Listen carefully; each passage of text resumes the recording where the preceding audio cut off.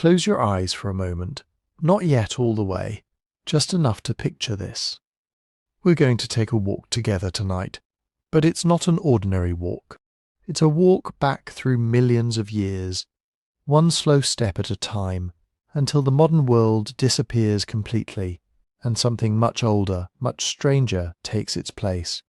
Tonight's story is the whole story, not just one chapter, not just one discovery, but the entire arc of how we became human, starting from tiny primates hiding in ancient trees, long before anything like us existed, all the way to farms and cities and the world you know today. It's a long road, and we're going to walk it gently, without rushing, letting millions of years pass by like scenery outside a train window at night. Think about what that actually means for a second. Somewhere out there, 7 million years ago, give or take, something happened. A branch split.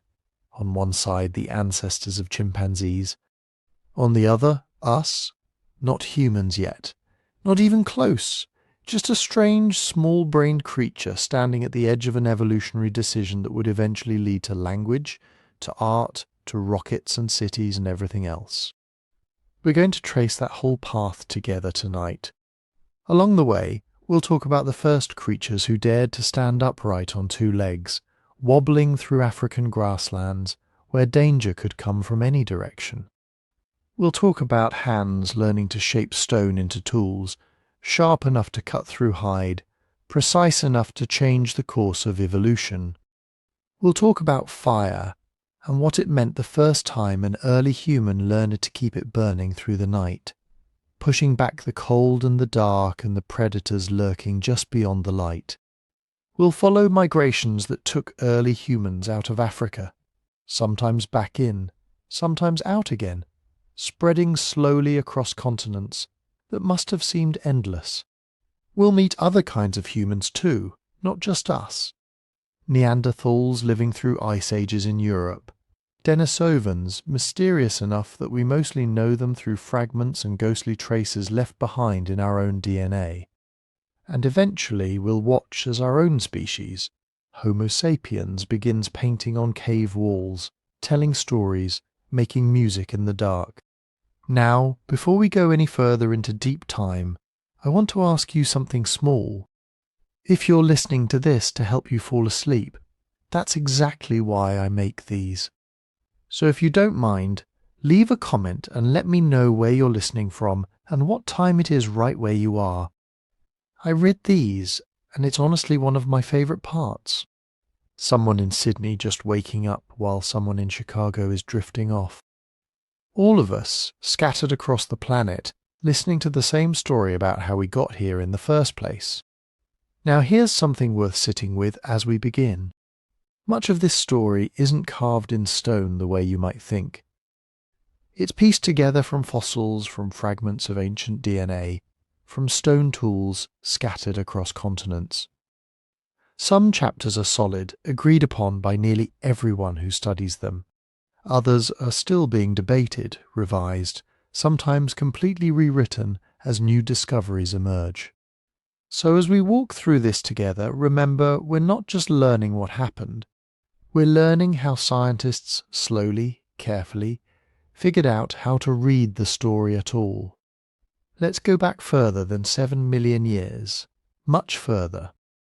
Because before there were hominins, before there was anything that looked remotely human, there had to be primates. And before primates, there had to be a world quiet enough, empty enough, for something like a primate to even have a chance. Picture the Earth around 66 million years ago. A massive asteroid has just slammed into what is now the Yucatan Peninsula, and the world afterward is almost unrecognizable. The dinosaurs, the great reptilian rulers who had dominated for well over 100 million years, are gone. Not all at once, but quickly enough in geological terms. Ecosystems collapse, food chains break apart, and in the ash and the silence that follows, something unexpected starts to happen. Small creatures, who had spent millions of years hiding in the shadows of much larger animals, suddenly find themselves with room to breathe. These were the early mammals. Small, warm-blooded, often nocturnal. The kind of animals that could survive on insects and scraps, while giants stomped overhead. With the giants gone, mammals didn't just survive. They exploded into every available niche. This is sometimes called an adaptive radiation, which is really just a fancy way of saying that once the competition disappeared, evolution went a little wild, testing out new body shapes, new diets, new ways of living, almost as if the planet itself was experimenting to see what might work. Somewhere in that experimentation, forests began to matter. As the climate stabilized and warmed in the millions of years following the extinction, dense tropical forests spread across much of the planet, and forests, it turns out, are a wonderful place to evolve if you're small and adaptable. There's food up in the canopy, insects, fruit, leaves, and there's relative safety from ground predators as long as you can actually get up there and stay up there without falling. This is where our story really starts to take shape. Because somewhere in those ancient forests, likely more than 55 million years ago, the first true primates began to emerge. We don't know their names, obviously. We don't even have a clear single fossil we can point to and say, this is the first primate. What we have instead are scattered clues, teeth here, jaw fragments there, the occasional more complete skeleton that gives paleontologists a small window into an animal that existed tens of millions of years ago and never once imagined it would someday have descendants capable of wondering about it. But we can describe what made these early primates different from other mammals around them. And this matters because these differences are still sitting inside your own body right now, tonight, as you listen to this. Think about your hands for a second. Not what you're doing with them, just their basic design. Fingers that can wrap fully around a branch, a thumb that can move independently, allowing you to grip, to grasp, to manipulate objects with real precision. This is not a common feature among mammals. Most mammals have paws, hooves, claws built for running or digging or slashing. Primates, though, develop something different. Hands built for climbing and holding on, for grabbing a branch with confidence rather than hoping 4 legs and momentum would be enough. Now think about your eyes, not their colour, just their position. Forward facing, close together, positioned for depth perception rather than a wide field of view.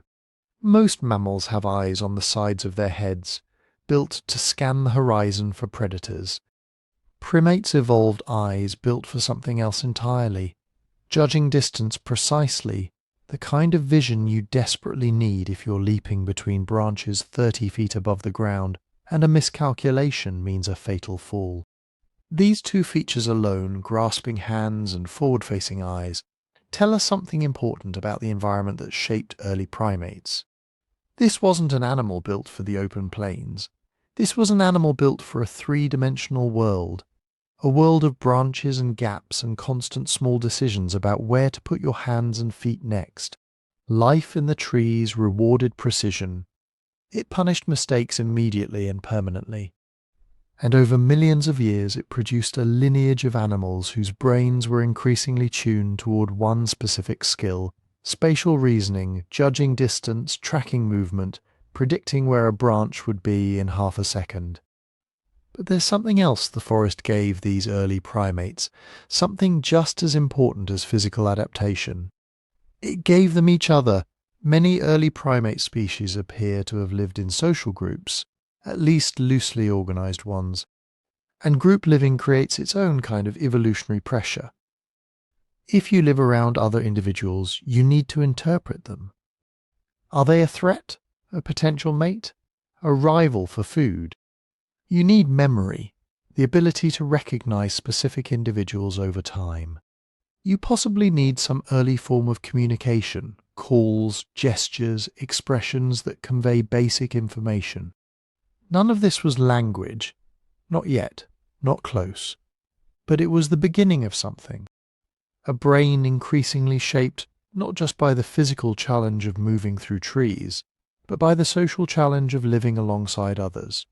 And then there was diet, Early primates weren't locked into eating just one thing.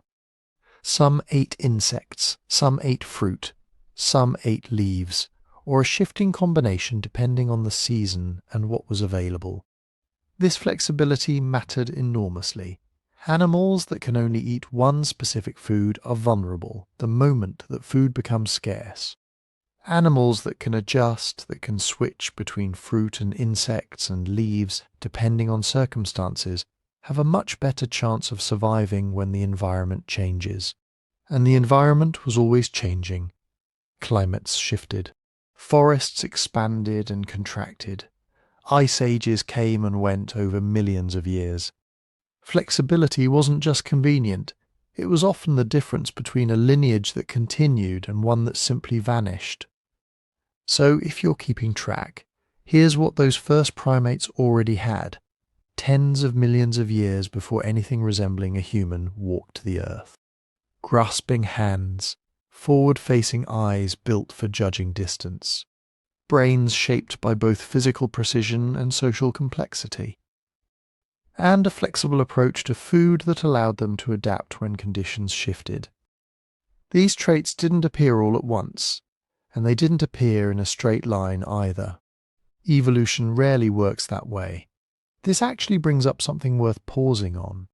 When scientists talk about common ancestry, they don't mean that modern humans descended directly from any single species you could point to on a family tree today. What they mean is that at various points in the deep past, populations split. A single ancestral group would separate, sometimes because of geographic isolation, a mountain range forming, a river changing course, a forest splitting into two smaller patches.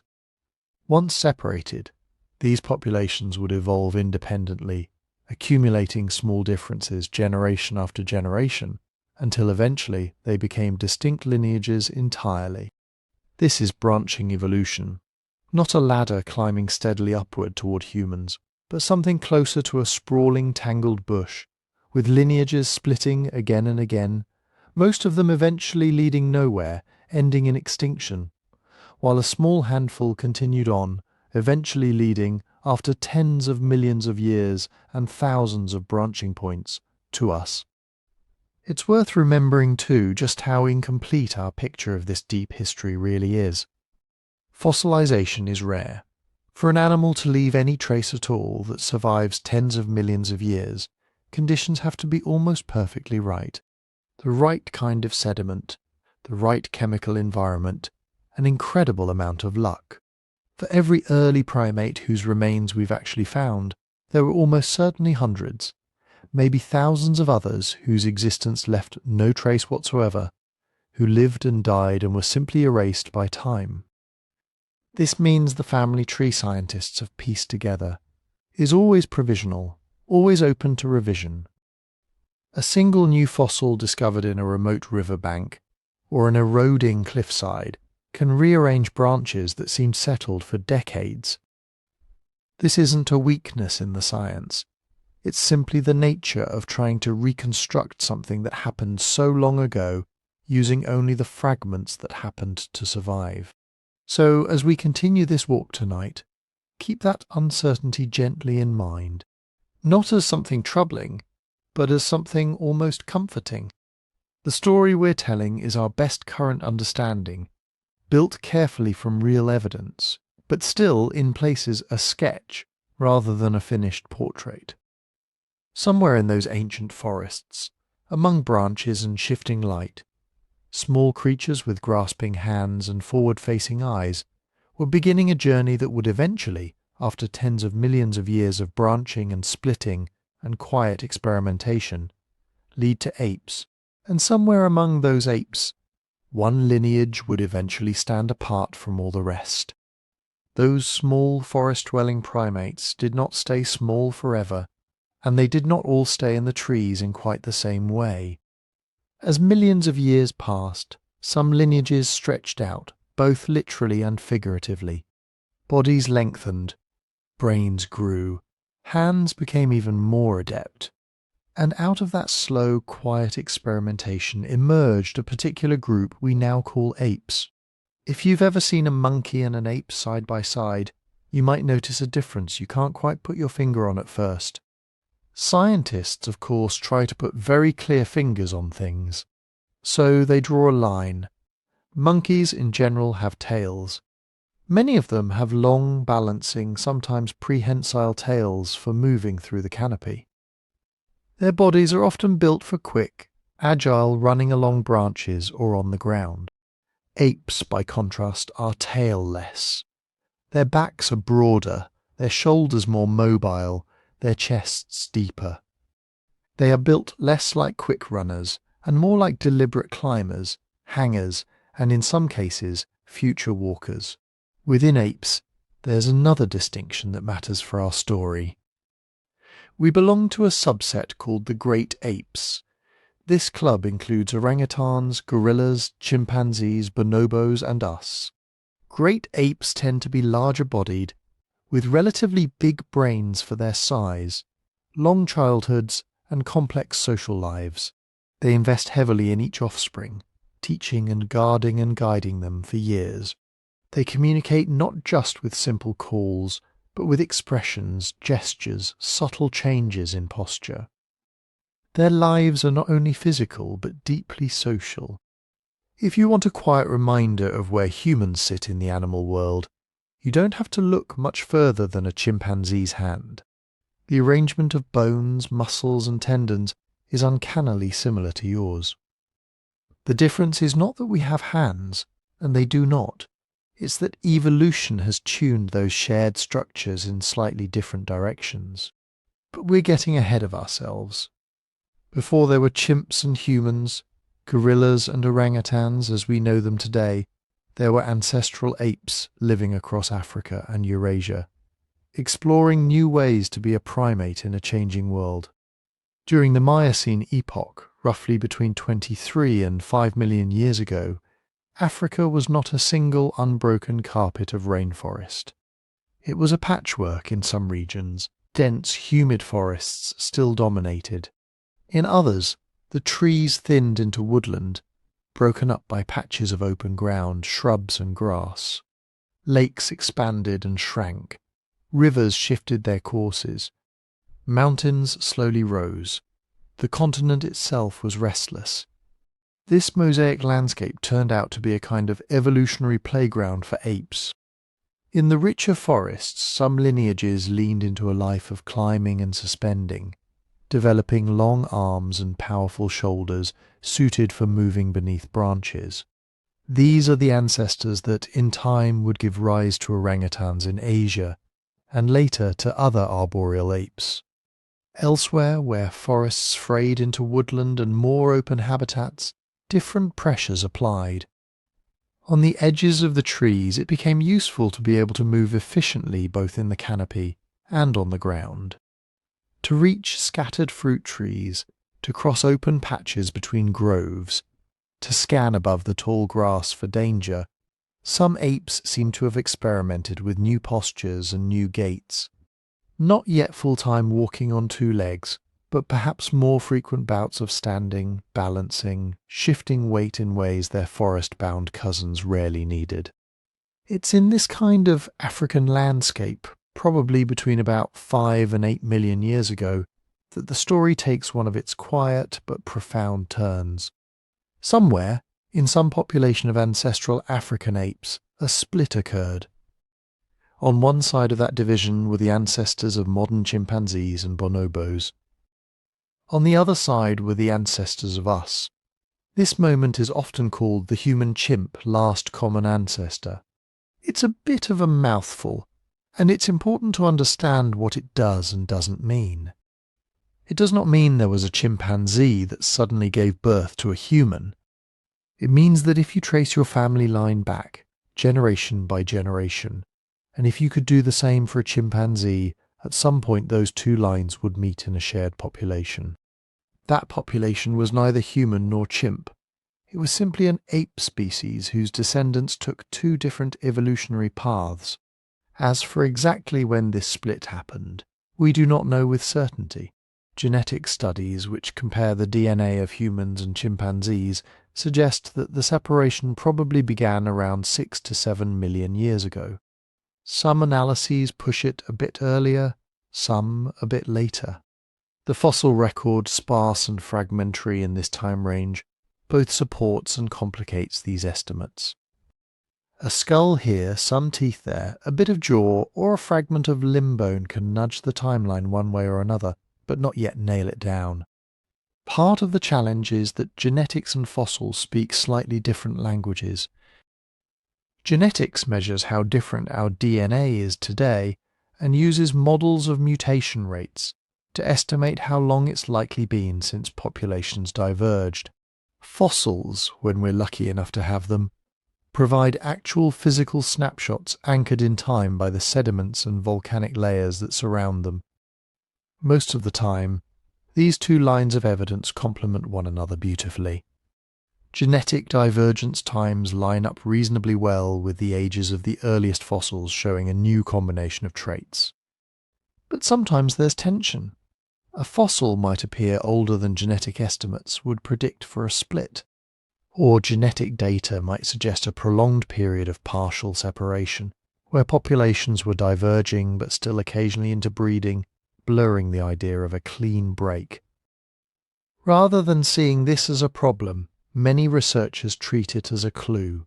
If genetics says the human and chimp lineages began to separate around, say 7 million years ago, but fossils with a more human-like mix of features don't appear until a bit later, that might mean the early stages of the split were messy. Populations drifting apart, coming back together, exchanging genes now and then, before finally settling into clearly distinct paths. Amid all of this, we need one more word for our story: hominin. In the simplest terms, hominins are all the species more closely related to humans than to chimpanzees. Once that split from the last common ancestor began to solidify, the branch that would eventually lead to us becomes the hominin branch. Everything on that side of the divide, from the earliest, most ape-like forms that only show the faintest hints of our later traits, all the way up to modern Homo sapiens, is a hominin. This term matters because it lets us talk about our lineage without pretending that humans suddenly appeared out of nowhere. When we say hominin, we are including a long parade of ancestors and cousins, most of whom are now extinct, who carried pieces of what would eventually become the human package. Some walked a little more upright. Some had slightly smaller canine teeth. Some had changes in the shape of the skull base that hint at different head posture. None of them were almost human in their own time. They were simply themselves well adapted to their particular environments. As we move forward through this story, we'll meet several of these early hominins by name. Each will come to us through a combination of clues: the shape of a fossil, the age of the rock around it, and the quiet testimony of our DNA. Where those lines of evidence agree, our confidence grows. Where they clash, we're reminded that we are looking into a deep, dimly lit past, and that some questions may never be answered completely. For now, it's enough to know this: by around 6 or 7 million years ago, in an Africa of patchy forests and opening woodlands, one branch of the great apes had begun to walk a different path. That path, winding and broken and full of dead ends, is the hominin path. And somewhere near its beginning, in a world that would feel both alien and strangely familiar, walked the first members of our side of the split.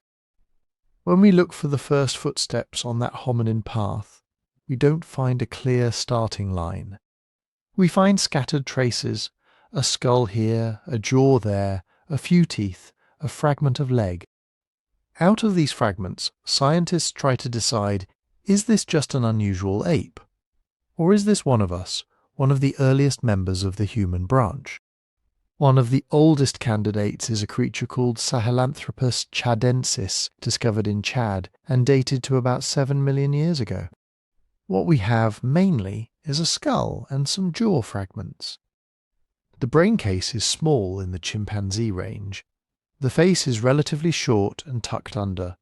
The brow ridges are pronounced, and the canine teeth are smaller and more worn at the tips than in many modern apes. For some researchers, the most important clue isn't the face or the teeth, but where the hole at the base of the skull sits. This hole, the foramen magnum, is where the spinal cord enters. In quadrupedal animals, it tends to be positioned more toward the back of the skull. In habitual bipeds, creatures that walk upright most of the time, it lies more underneath, because the head balances on top of a vertical spine. In Sahelanthropus, that opening seems to be placed more forward and downward than in typical quadrupeds. That has been interpreted as a hint that this animal held its head above a spine that was often vertical, not horizontal, a hint, in other words, of bipedalism. But hints are not verdicts. The skull is distorted. The postcranial skeleton, the bones of the limbs and spine that would really settle the question, is extremely fragmentary and still debated. Some scientists accept Sahelanthropus as a very early hominin, possibly close to that last common ancestor with chimpanzees. Others argue it could represent a side branch of apes, or that its posture has been overinterpreted. The same fossil can look different when viewed through different theoretical lenses. A bit later in time, around 6 million years ago in Kenya, another candidate appears, Australopithecus, sometimes called Millennium Man. Here, the key pieces are not just teeth and jaws, but parts of the femur, the thigh bone, and some arm and finger bones. The femur fragments show a particular thickening of the bone in areas that, in modern humans, bear the stress of upright walking. The angle of the neck of the femur, where it meets the hip, and the distribution of cortical bone look more like what we see in bipeds than in typical tree climbers. On this basis, many paleoanthropologists suggest that Aurorin was at least a frequent, if not habitual, walker on two legs, while still quite capable in the trees. Others caution that some of these features could arise in other forms of locomotion, or that we are comparing incomplete bones from a very ancient animal to modern humans and chimps that have had millions of years to diverge. The conclusion is tempting. A small forest-dwelling ape, moving partly upright on the ground, partly climbing. But it remains a reconstruction, an educated guess from limited evidence.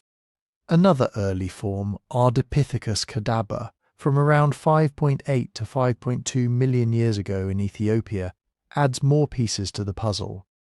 The remains include teeth and some limb bones. The teeth show reduced, more human-like honing of the canines, the sharpening interaction between upper and lower canines and premolars that is prominent in many apes. The limb fragments have been interpreted by some as consistent with an animal that could walk upright to some extent. Again, though, the material is sparse, and arguments over exactly what those bones mean are ongoing. Where the picture becomes richer is with Ardipithecus ramidus, living roughly 4.4 million years ago, also in Ethiopia. Here the fossil record gives us something unusually generous. Parts of a skull, a pelvis, hands, feet, and other pieces from a single individual nicknamed Ardi, along with remains from other individuals of the same species. Suddenly, instead of trying to imagine a whole body from a jaw, we can see something closer to the full animal. Ardi's pelvis is a mixture. One part, the ilium, is short and broad in a way that resembles later hominins and suggests muscles arranged for upright walking. Other parts of the pelvis are more primitive, and some elements remain difficult to interpret because of damage and reconstruction. The foot has a grasping big toe, good for climbing, but the side of the foot shows a stiffness that hints at weight-bearing during bipedal walking. The hands and arms don't look like those of a knuckle-walking chimp. They seem designed for careful climbing in trees, not for supporting body weight on the ground. Taken together, one prominent interpretation is that Ardipithecus was a hominin adapted to a woodland environment, moving in a mixed way, climbing and clambering in trees, but also walking upright on the ground, though not yet with the long striding efficiency of later humans. The teeth add another layer of information.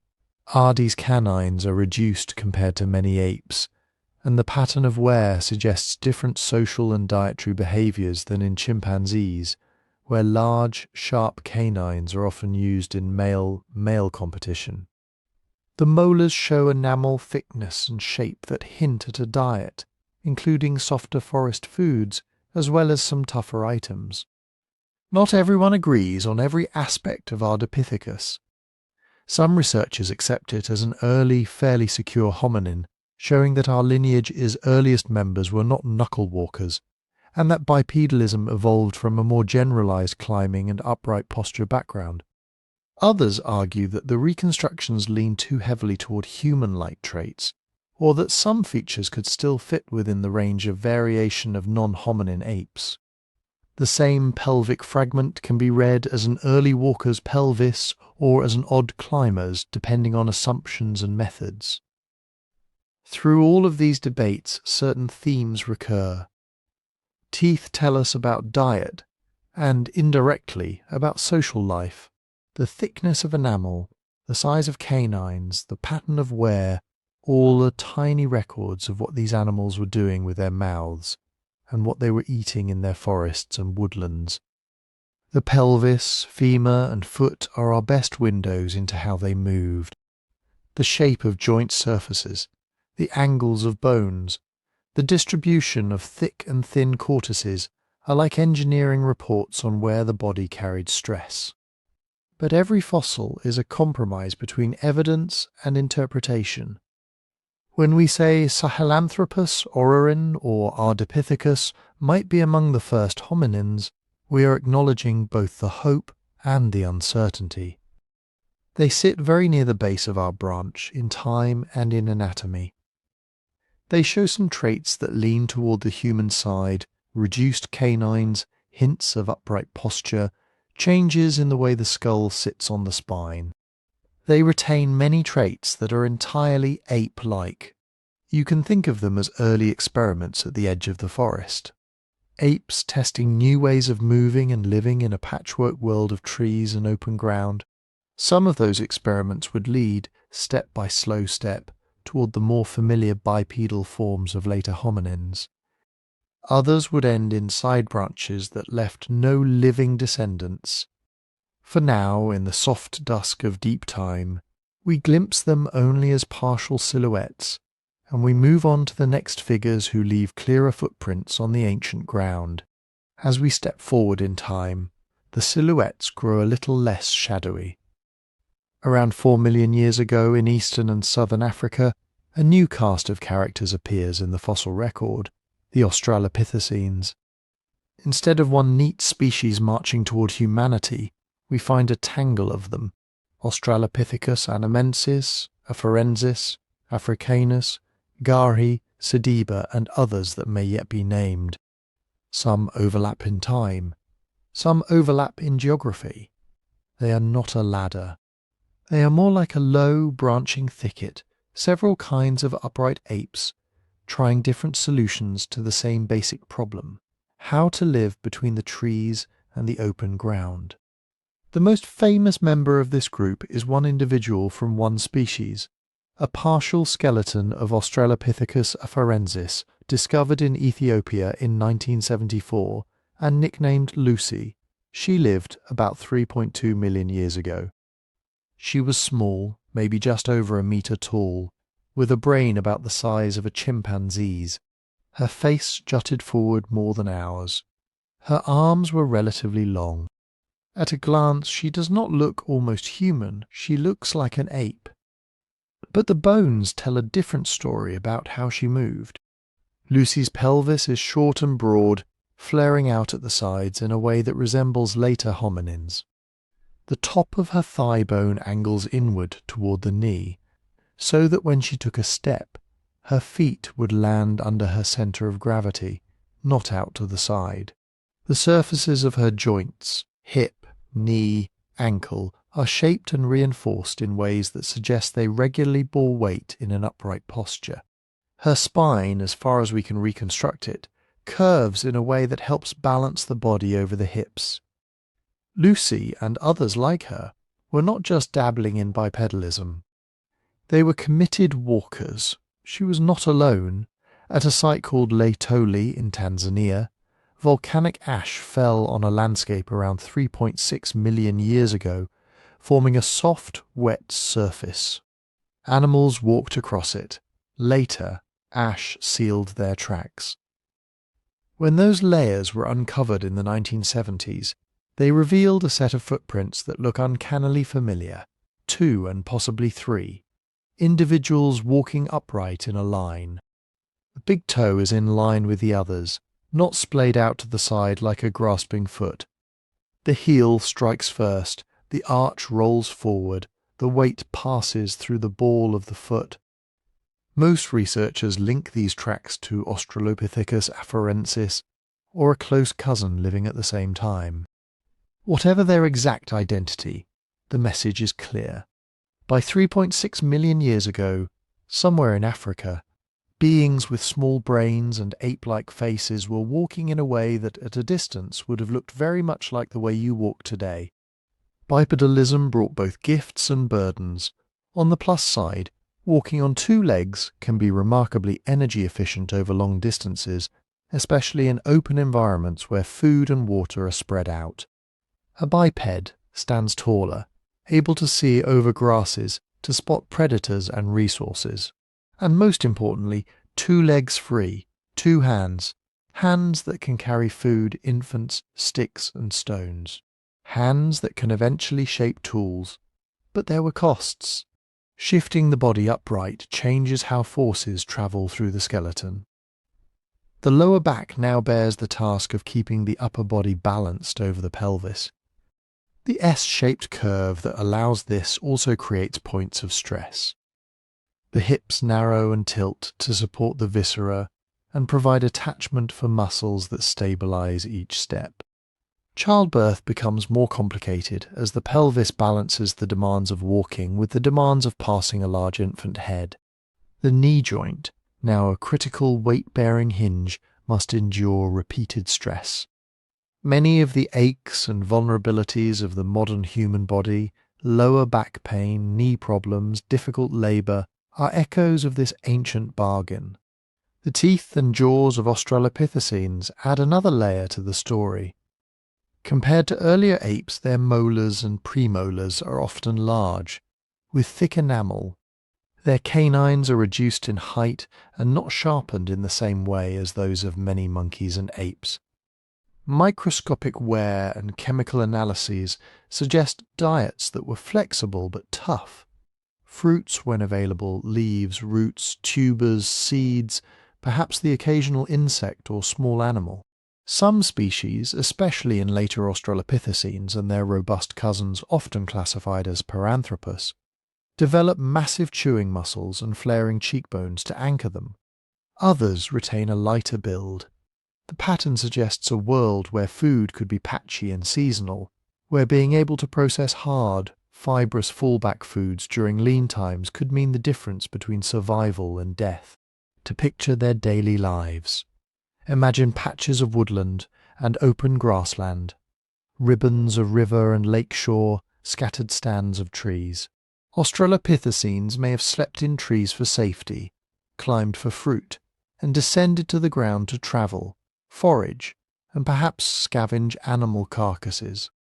Their hands retain curved finger bones that hint at frequent climbing, even as their hips, knees, and feet tell us that when they crossed open ground, they usually did it on 2 legs. This is the mosaic nature of evolution made visible in bone. These creatures were not half ape, half human in some simple sense. They were complete, successful animals in their own right, carrying a mixture of ancestral and derived traits.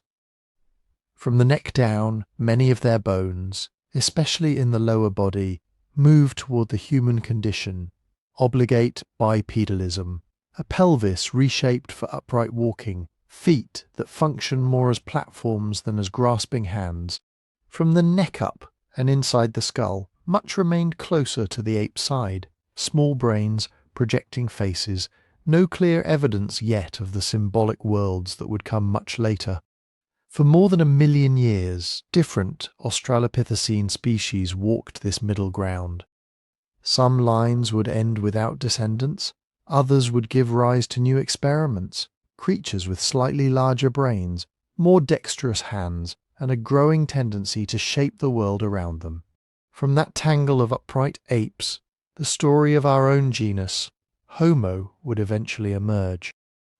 But before we get there, we need to look more closely at what those hands began to do, and how brains, still small but slowly changing, started to cooperate with stone. If you were to walk along a rocky stream bank 3 million years ago, nothing in particular about the stones would stand out. Rounded pebbles here, jagged chunks there, a carpet of geology. But somewhere in that jumble, maybe in the hand of a small upright ape, one rock becomes something else. It becomes a plan. The earliest widely discussed stone tools come from a site called Lomekwi 3 in Kenya, dated to about 3.3 million years ago. That's before our genus Homo appears, before the creatures we usually call tool makers show up. Whoever made those tools, maybe an early Australopithecine, maybe a cousin we haven't quite pinned down yet, was already doing something fundamentally different from just picking up a convenient rock. The tools themselves are crude by later standards. Big, heavy cores, flakes knocked off in no obvious pattern, chunky pieces that probably fit awkwardly in the hand. But they are not random. Their edges have been created by deliberate strikes. The angles of impact, the scars left in the stone, show a sequence of blows. That means someone had to recognize that this particular rock could be changed, that hitting it in this way would make it more useful than it was a moment before. Even earlier, some researchers argue, there may be hints of tool use in cut-marked bones from sites like Dikika in Ethiopia, around 3.4 million years old. Grooves and scratches on fossilized animal bones can sometimes look like the marks left by stone edges slicing flesh. If those interpretations are correct, and not everyone agrees, they suggest that Australopithecines or their close relatives may have been using sharp stones to strip meat from carcasses long before we see the first clearly shaped tools. How do archaeologists tell the difference between a tool and a rock that just broke in a landslide or a riverbed? They look for patterns. Natural fractures can create sharp edges, but they tend to be random and isolated. Human or pre-human stoneworking leaves a signature, a series of flakes removed in particular directions, striking platforms where blows landed, characteristic ripples radiating from the point of impact. When you stand back and look at the whole collection from a site, you can see a grammar in the broken stone, a repeated way of hitting, turning, and hitting again. At places like Lomekwi and later sites associated with what's called the Oldowan industry, around 2.6 million years ago and after, this grammar becomes unmistakable. Cores, flakes, and hammerstones appear together. Some pieces were clearly the tools, sharp flakes for cutting, scrapers for working hides or plants. Others were the byproducts tossed aside. The presence of both suggests a chain of actions, what archaeologists sometimes call a reduction sequence. Select raw material, position it, strike at the right angle, rotate, strike again. None of this happens without hands that can cooperate with the brain. Australopithecines already had hands that were part way along the path to ours. Their thumbs were relatively long compared to their fingers. Their joints allowed a more precise pinch between thumb and fingertips than modern chimpanzees manage. The bones show attachments for muscles that could control fine movements, rather than just powerful grasps for climbing. To hold a stone and hit another stone at just the right spot, you need that kind of fine control. But anatomy is only half the story. Imagine a young Australopithecine watching an older individual pick up a cobble, strike it, and produce a piece sharp enough to slice meat or plant stems. The sound of stone on stone, the flake snapping off, the new edge glinting slightly different from the weathered surface. That moment would be a lesson. Learning to make and use tools is not instinctive in the way sucking milk or grabbing a branch is. It requires observation, imitation, practice, and feedback from others. Even the simplest tool traditions hint at social learning. When you find hundreds of tools at a site that all follow the same basic patterns, it suggests that individuals weren't reinventing the technique from scratch each time. They were copying each other, refining, passing on tricks of angle and force across generations. The hands and the stones were part of a larger system that included eyes watching, minds remembering, and social groups tolerant enough to let youngsters hang around and learn. As brains slowly change through this period, it's tempting to draw a straight line: bigger brains, better tools, smarter behaviour. Reality is less tidy. Australopithecine brain volumes were only modestly larger than those of chimpanzees. The jump to early Homo brings another increase, but not an explosion. And some species later in our story, like Neanderthals, end up with brains on average slightly larger than modern humans, while still using technologies that overlap in complexity with ours for long stretches. So instead of thinking in terms of big brain equals smart, small brain equals simple, it may be more accurate to picture brains being reorganized. Subtle changes in how different regions connect, more capacity for planning sequences of actions, better memory for where food was last found, or how a particular stone responded to a blow. Natural selection doesn't have to double brain size to create new behavior. A slightly more efficient network in the right ecological context can make the difference between a rock you throw and a rock you shape. Who, exactly, first crossed that threshold from casual tool use to systematic stone working is still debated. The Lamecqui tools predate the earliest secure fossils of Homo, so candidates include Kenyanthropus platyops, some species of Australopithecus, or an as yet uncertain early branch close to the base of our genus. Some researchers argue that only Homo, with its slightly larger brain and more human-like hand, could have been responsible for organized industries like the older one. Others point out that modern chimpanzees can already manage quite complex tool use with smaller brains and very different hands, suggesting that Australopithecines could have done more than we might first assume. What most agree on is this.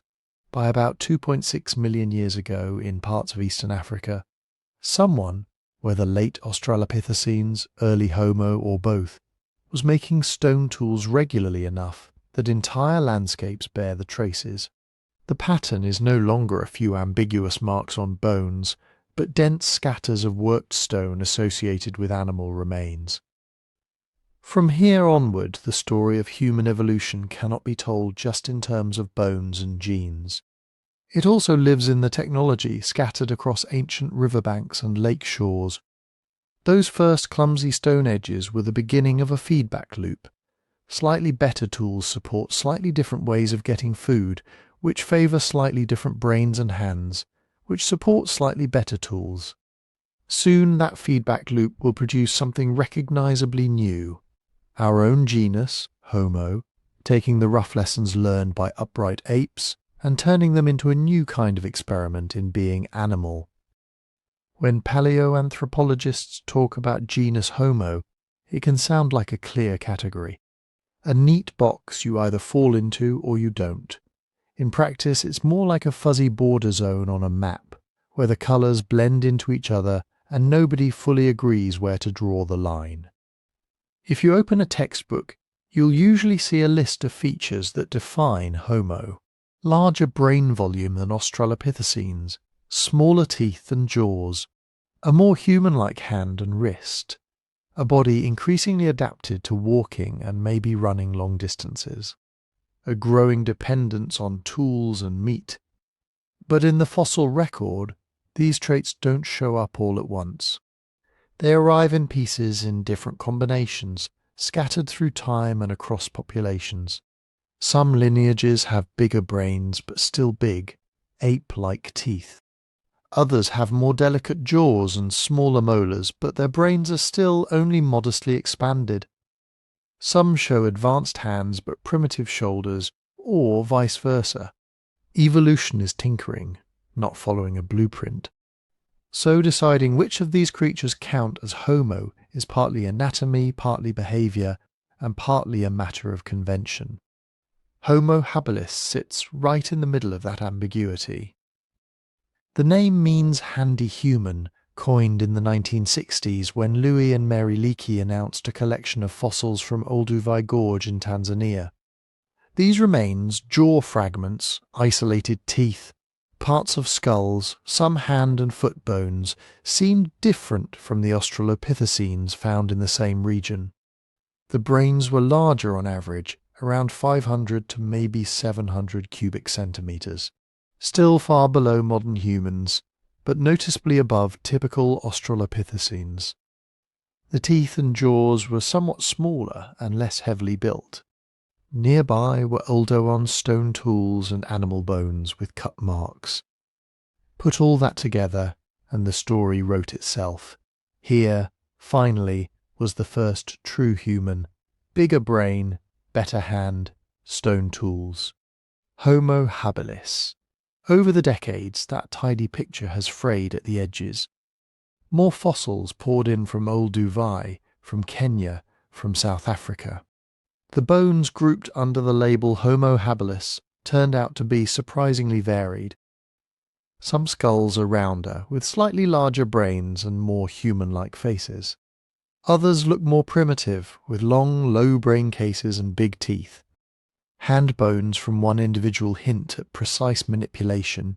Foot bones from another still look partly adapted for climbing. Some researchers now suspect that what we have been calling Homo habilis might actually be a mix of more than one species, or a grab bag of late Australopithecines and early Homo jumbled together by our desire for a clear first human. Others argue that the variation is just what you'd expect in a widespread, evolving population, experimenting with new ways of being. And then there's the question of tools. For a long time, habilis was celebrated as the tool maker, but we've already seen that shaped stone appears before the earliest clear Homo fossils. Sites like Lemequi push intentional tool use back into the time of Australopithecines. By the time Homo habilis arrives, around 2.4 million years ago, stone tools are already part of the landscape. So instead of asking, did Homo habilis invent tools, it may be better to ask, how did they live in a world where tools were already part of the ecological game? One clue comes from their teeth. Compared to earlier Australopithecines, habilis shows a trend towards smaller, less heavily enamelled molars and slightly narrower jaws. This suggests a shift away from constant heavy chewing of tough plant matter and hard seeds. At the same time, their association with cut-marked bones and stone edges hints at greater use of meat and marrow.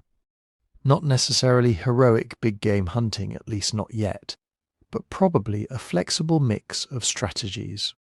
Some models picture Homo habilis as opportunistic scavengers, watching the landscape, following predators at a distance.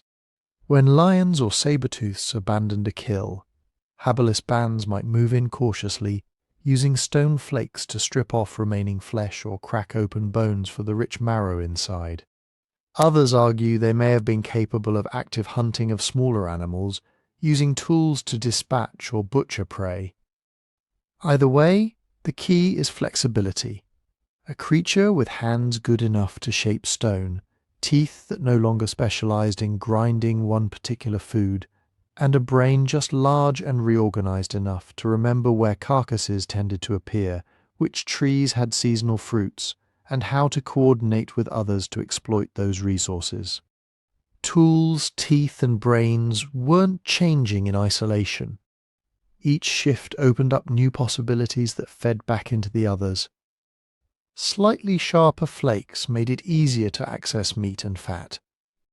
More nutrient-dense diets may have supported slightly larger, more energetically costly brains. Those brains could plan more complex tool-making sequences and social strategies. Stone, bone, and nervous tissue became intertwined in a slow, experimental loop.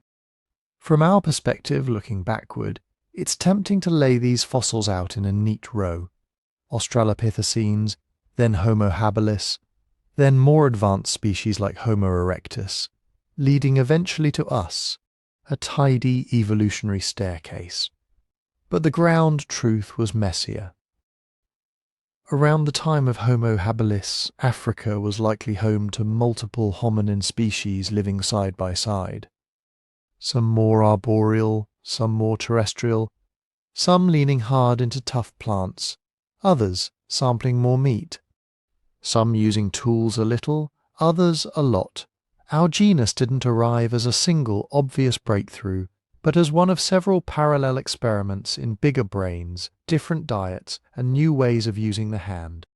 Homo habilis is best understood not as the first human, but as one of those experiments. A population, or perhaps several related populations, testing what happens when you mix modestly expanded brains with increasingly skillful hands and a willingness to eat almost anything you can cut, crack, or carry. In the long run, not all of those experiments would persist. Some branches would end without descendants, others would feed into later species. But in this early phase, the story of Homo is not a straight line climbing toward us. It's a thicket of possibilities, a landscape of half-steps and side paths, with Homo habilis wandering among them, feeling its way toward a future no one yet could imagine. From that tangled thicket of early Homo experiments, one branch slowly began to stand out. Over hundreds of thousands of years, scattered populations across Africa started converging on a new body plan, a new way of moving through the world. Longer legs, shorter arms, narrower hips and waists, a more barrel-shaped chest, a skull with a low, receding forehead, but a brain case clearly larger than most Australopithecines or early Homo, heavy brow ridges like a built-in sun visor, teeth and jaws a little smaller, tools a little better. We call this lineage Homo erectus, upright human, though by the time erectus appears in the fossil record, being upright is no longer the novelty. The real revolution is what those bodies did with that posture. Earlier hominins could walk, of course. They could probably run in short bursts when they had to. But their anatomy still carried the legacy of tree climbing. Relatively short legs, long arms, bodies that weren't yet optimized to spend all day covering ground. Homo erectus looks different. The femurs are long and strong. The pelvis is narrower and more efficient for forward motion. The Achilles tendon, inferred from bony attachments, seems well developed. There's evidence of a springy arch in the foot, turning each step into a controlled bounce rather than a flat slap on the ground. Taken together, this suggests something new, a hominin built not just to walk, but to walk and trot and jog over and over, mile after mile. Some researchers think Homo erectus may have been among the first true endurance hunters. Not sprinters chasing down prey in a burst of speed, but patient pursuers. In hot savanna heat, a band of erectus could track an antelope or zebra during the heat of the day, following at a steady, relentless pace. The animal sprints, overheats, rests. The humans keep coming. Hours later, the prey collapses from exhaustion and heat stress, and the hunters, sweaty but still functional thanks to efficient cooling and upright posture, arrive to finish the job. Whether or not this exact scenario was common, the body plan of Homo erectus screams distance, long limbs, efficient joints, and a torso that could carry lungs and a heart big enough to support sustained movement across open landscapes. Inside that remodeled body, something else was changing too. Brain sizes in Homo erectus are variable, especially over their long history, but they trend upward compared to earlier hominins. Early erectus brains overlap with the biggest Homo habilis, but later individuals can reach 900 cubic centimeters or more, creeping midway toward modern human averages. Larger brains are expensive tissue. They demand reliable calories, especially fat. So if erectus bodies were built to travel, their brains seem built to coordinate, remember, and plan that travel, to track migrating herds, to recall distant waterholes, to negotiate with neighbouring bands over access to good territories rather than fight to the death every time. We can't hear their conversations, but a creature that moves long distances, depends on cooperation to bring down large game, and is raising slow-developing offspring with growing brains, is almost certainly under pressure to improve communication and social learning. More complex calls, richer gesture, more structured teaching. That's where their tools come in. Around the same time Homo erectus appears, so do new stone technologies, the Acheulean tradition. For over 1 million years across huge regions of Africa, Europe and Asia, we find the same distinctive objects, hand axes and cleavers shaped on both sides, carefully thinned, often symmetrical. A good Acheulean hand axe is not just a rock smashed into usefulness. It's the result of a multi-step plan. You pick an appropriate raw material. You strike off large flakes to create a rough outline. Then you go round and around, removing smaller flakes to thin and shape the edges, maintaining symmetry by constantly adjusting your strikes. People have tried to teach modern novices to make them. It usually takes days or weeks of practice to produce something even halfway decent. That suggests that in Homo erectus societies, tool-making skill wasn't just stumbled upon individually, it was transmitted. Older, more experienced individuals demonstrating, guiding, correcting. Children watching, imitating, learning not just what to do, but how to think a few steps ahead. Acheulean tools are sometimes called the Paleolithic Swiss Army knife. They could cut meat, scrape hides, chop wood, dig for tubers, crack open bones. The same basic design appears over and over again, for astonishing spans of time, hundreds of thousands of years, yet with enough regional flair to show that these weren't mindless copies. They were part of a shared tradition, a cultural pattern layered on top of evolving anatomy. And that anatomy and culture had to cope with a world that would not sit still. During the reign of Homo erectus, which may stretch from around 1.9 million years ago to as recently as a few 100,000 years ago in some regions, Earth's climate swung back and forth. Wet phases, dry phases, expanding grasslands, shrinking forests. Glacial cycles intensifying, sea levels dropping and rising.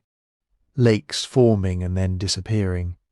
In such a world, being specialized for one narrow niche is dangerous. But being able to move, to remember where resources shift, to adjust diet and behavior, to carry knowledge of stone, water, and animal movements from one generation to the next, that's powerful. Homo erectus seems to have leaned hard into that flexibility.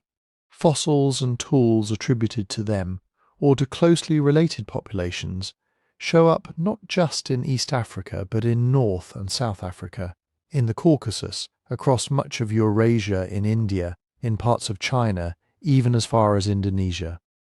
This is not a local experiment anymore. It's a lineage that spans continents and more than 1 million years. Of course, Homo erectus may itself be an umbrella term, covering multiple, slightly different regional populations and offshoots. Some researchers slice that diversity into separate species. Others keep it under one broad label. Either way, what matters for our quiet journey is the pattern. By the time erectus has spread across Africa and into Eurasia, the human story has changed scale. We are no longer talking about small, localized experiments. We're looking at a creature whose default response to challenge is movement, whose body is tuned for distance, whose brain is inching upward in size and complexity, and whose tools and traditions are beginning to knit scattered bands into a loose, continent-spanning fabric of shared practice. In the darkness you can imagine them, small groups setting out at dawn, children trotting beside long-legged adults, stone hand-axes carried at the waist, eyes scanning the horizon for game, water, shelter. Not yet us, but unmistakably along our road. For a long time that road was lit only by the sun and the moon. For most of primate history, night meant an end to activity. Darkness brought big cats, hyenas, cold. Our ancestors, like so many other animals, would have huddled in trees or sheltered spots, awake but quiet, waiting for the sky to pale again. Somewhere along the Homo erectus timeline, that changed. Not suddenly, not once and for all, but in scattered sparks. A branch struck by lightning that smouldered instead of going out. A grass fire leaving behind glowing embers. A fallen tree hollow that burns slowly for days. The archaeological record gives us hints of these first flirtations with flame. In caves and open sites more than 1 million years old, layers of ash appear where there shouldn't naturally be ash. Bits of bone are reddened or cracked in patterns that look like heating, not just weathering. Stone tools lie in deposits with charcoal and burned sediment. But none of this is a smoking gun. Natural fires can burn into caves. Bones can be scorched in grasslands and later washed into shelters. When you're looking at traces that are hundreds of thousands of years old, the line between controlled fire and fire that happened to be nearby gets blurry. So researchers argue, some see evidence for fairly regular fire use by 1.5 million years ago. Others think consistent control might not arrive until closer to 500,000 years ago, or even later. The safest picture is a gradual one. Long stretches where hominins mostly lived without fire, punctuated by periods and places where some groups learned to capture and tend flames when nature provided them. However the timeline falls, once our ancestors could reliably keep a fire going, even if they still couldn't create it from scratch, everything began to tilt. Think first about food. Raw meat and tough roots are full of energy, but they're locked behind fibre and connective tissue. Chewing them is hard work, digesting them is even harder. Cooking changes that equation. Heat unravels proteins, softens collagen, breaks down some plant cell walls. The same food suddenly gives up more calories for less effort. A piece of roasted meat can deliver more usable energy than the same piece eaten raw. A starchy tuber baked in coals turns from a fibrous rock into something sweet, digestible, and worth the trouble of digging it up. Nuts and seeds toasted lightly can be cracked more easily and processed more safely. With fire, the menu expands. Animals that were once too risky to eat because of parasites or bacteria become safer. Plants that were marginal, barely worth chewing, start to make sense as regular staples. Even bone marrow, the rich fat hidden inside long bones, can be warmed to flow more easily, extracted more cleanly. Over many generations, this shift likely rippled through the body. If cooking routinely made food softer and more energy-dense, then massive jaws and huge molars became less essential. Smaller guts could do the same job with a boost from external heat. That freed up energy for other organs, especially the brain. Cooking didn't just change what Homo erectus ate. It probably changed when they ate and how their days were structured. Without fire, evening is brief. You feed while there's light, find a safe place, and then sit in the dark. With a campfire, dusk stretches. People can finish butchering an animal or roast roots and tubers long after the sun has gone. They can process hides, repair tools, pass food around. This extra band of warm, flickering time may have been where some of the most important parts of being human took shape. A fire is a magnet. It offers warmth against cold, light against predators, smoke against biting insects. It creates a little bubble of safety in a dangerous landscape. Other hominins could range widely during the day, but at night a glowing hearth would draw them together. Around that circle, cooperation can deepen. Imagine a successful hunt returning at sunset, meat heavy on shoulders. Not everyone contributed equally to the kill. Some stayed with children. Some are older, slower, not as strong. Some may have had a bad day and found nothing. What happens next is not just biology, it's culture. If food is shared widely, those who are weak now can repay the favour later. Individuals become part of a web of obligation and expectation. I helped you last week. You'll help me when I'm injured. Children watch who shares and who withholds. Reputation starts to matter. Generosity and stinginess have consequences. Anthropologists studying modern hunter-gatherers see this kind of food sharing as a backbone of social life. With fire and cooked food, early Homo groups likely moved along a similar path. A big carcass roasted in pieces, a cache of baked tubers dug up together. These are not private snacks.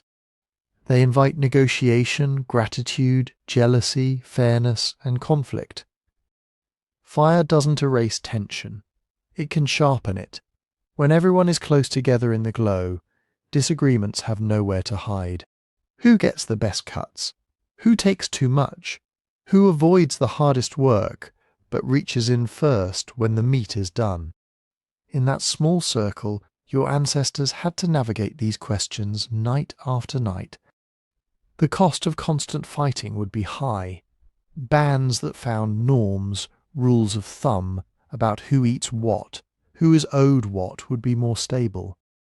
Their children would grow up steeped in those expectations, carrying them forward. So around the flames, not only meat and roots were being cooked, so were customs, unspoken agreements, the first glimmers of morality, ideas about fairness, reciprocity, obligation. And over those same coals, stories could start to stretch longer than a single gesture or call. Flames provide a shared focus, a place to rest the eyes while words travel. Experiences from the day, where water was found, where a predator lurked, which tree held the best fruit, could be recounted, remembered, and turned into communal knowledge. The fire, then, is more than a tool. It's an axis. It opens new foods, shifts daily rhythms, and thickens the bonds within a group, even as it offers new opportunities for conflict and competition. Around it, Homo erectus is not just an animal that walks far. It's an animal that gathers, that negotiates, that slowly learns to turn the unpredictable gifts of the landscape, lightning, dry grass, fallen wood, into something like a home. In the deep dark of the Pleistocene night, that small controlled brightness is a quiet revolution. And as bands warmed their hands and bellies at those early hearths, some began to drift farther than any hominin had gone before. When you can walk far, eat almost anything, and sleep beside a steady fire, the horizon stops looking like a wall and starts looking like an invitation.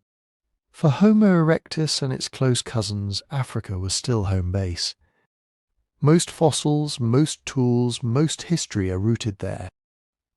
But as bodies became better suited to long-distance travel, long legs, springy tendons, efficient heat regulation, some bands began to edge outward. This didn't happen once. There was no single heroic march where humans left Africa and never looked back. The record, as far as we can see it through its gaps and smudges, looks more like slow breathing. Waves that roll out, pause, retreat, and then roll out again by slightly different paths. One of the main pathways north was the Levant, the strip of land that today runs through Israel, Palestine, Jordan, Lebanon, Syria. In the deep past, it was a swinging door between Africa and Eurasia. When the climate was warm and wet, grasslands and woodlands connected the Nile corridor to the eastern Mediterranean. Herds of antelope, wild cattle, horses and elephants moved along it. Where the herds went, hominins followed.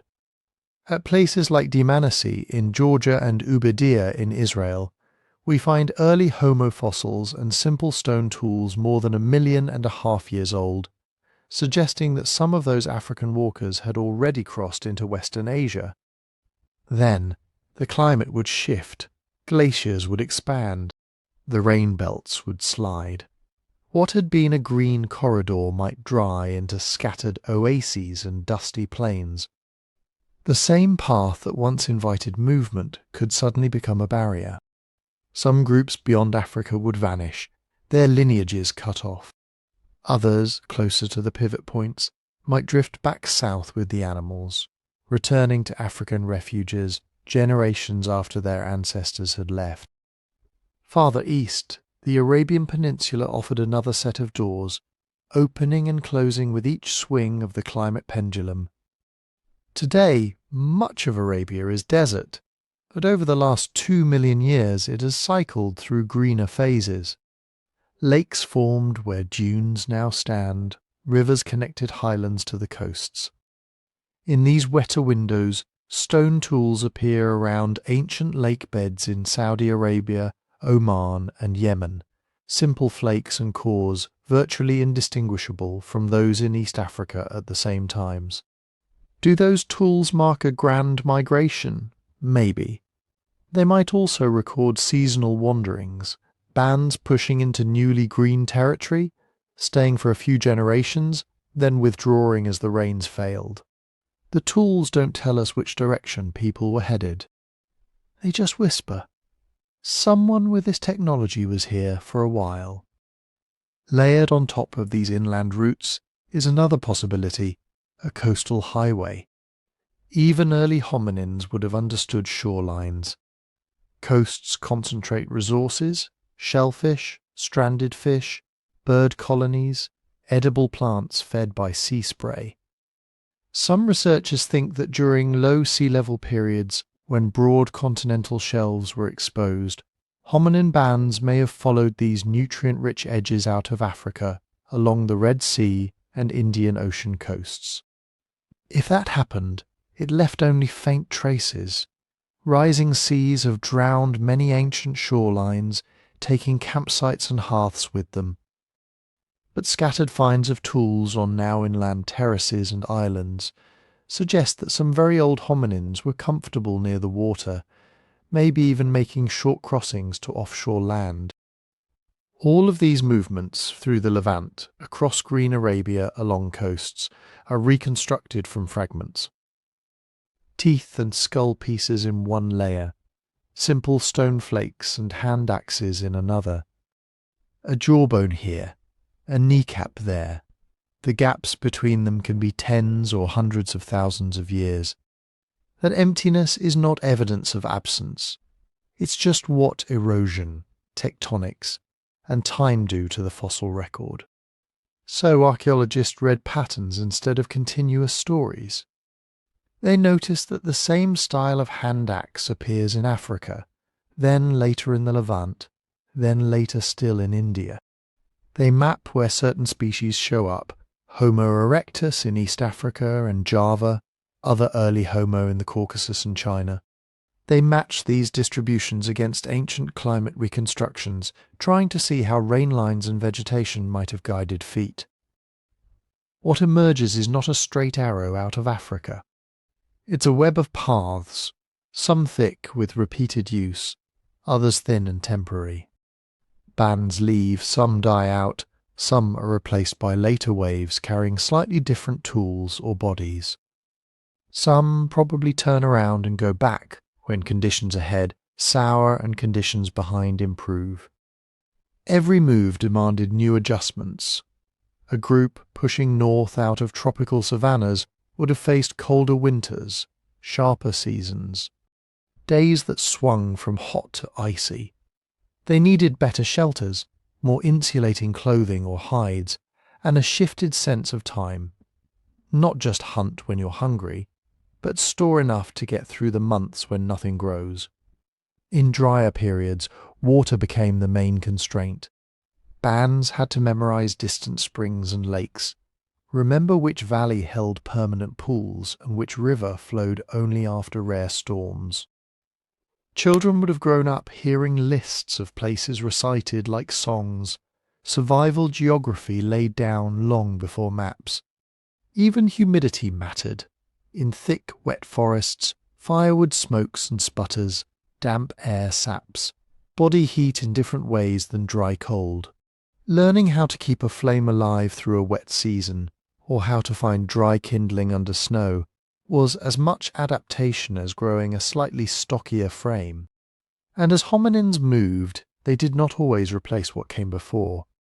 Sometimes different lineages overlapped in the same broad regions. One wave could bring in a new tool style without entirely erasing the old. Another might merge with resident groups, trading genes and ideas around a shared waterhole. Migration in this deep time sense is less like a one-way march and more like the slow stirring of a pot. Ingredients swirl out from the African centre, some rise to the surface in distant lands, some sink back toward their point of origin. Currents run in both directions, mixing, thinning, thickening again. For hundreds of thousands of years, this is what our genus did: walk, test new ground, adapt to its seasons, and sometimes retreat. Each journey laid thin strands of connection across continents. Each return carried new genes and new tricks back into Africa, out of Africa, into Eurasia, and back again. The pattern repeated, setting the stage for the later, more famous exodus of our own species. By the time Homo sapiens finally steps into that old, well-travelled road, the world beyond Africa is not an untouched frontier. It is a landscape already written over by earlier human feet. As the comings and goings of early Homo played out across 3 continents, the planet itself was drifting into a new mood. Glacial cycles that had once been relatively gentle began to swing harder. Ice sheets grew larger, sea levels dropped lower, climates flipped more abruptly between warmer and colder states.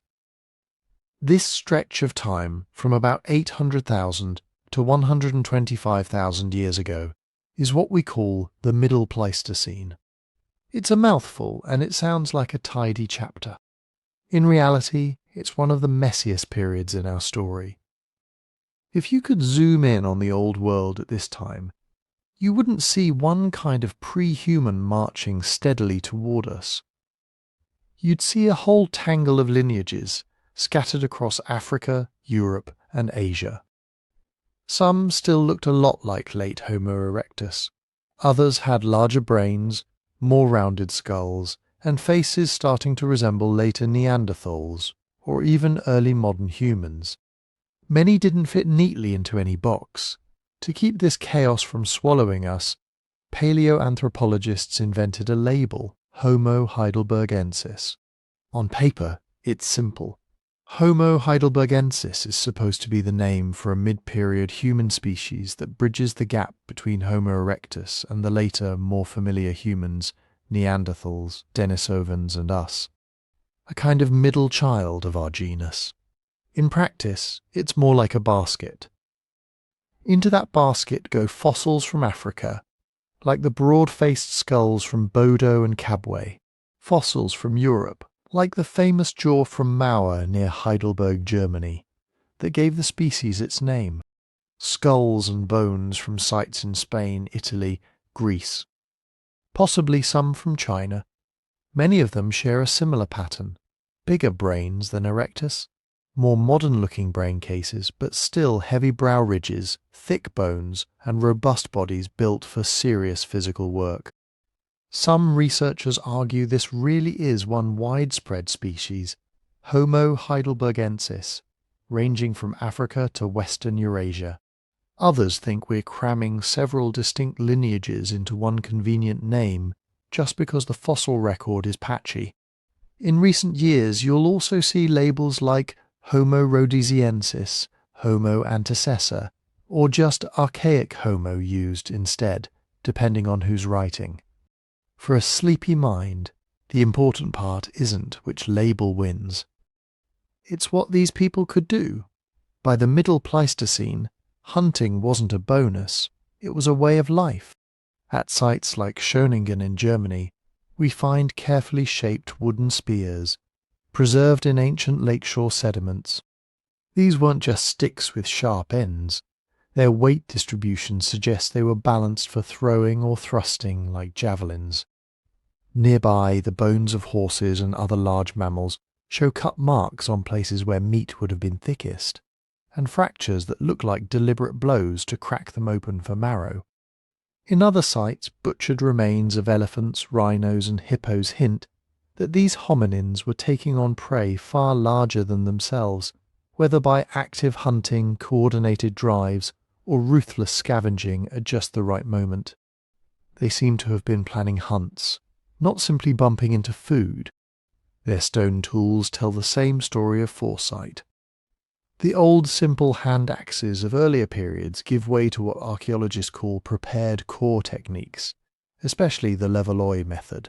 Instead of knocking off random flakes, Middle Pleistocene toolmakers carefully shaped a stone core to a precise geometry, then struck it once or twice to detach a flake already pre-designed in their minds. That flake could then be sharpened into a spear point, scraper or knife. The important part is the mental rehearsal, picturing the final tool before it exists, and reshaping the raw material step by step to match that image. It's planning in stone.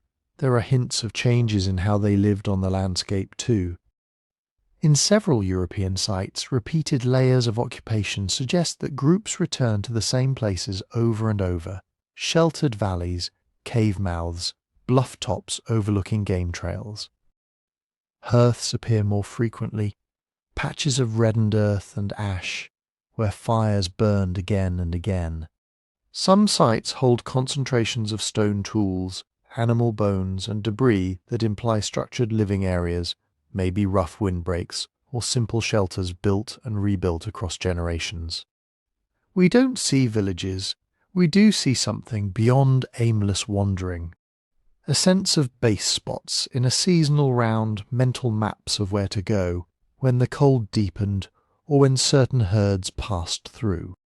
Underneath these behaviours, the populations themselves were starting to pull apart.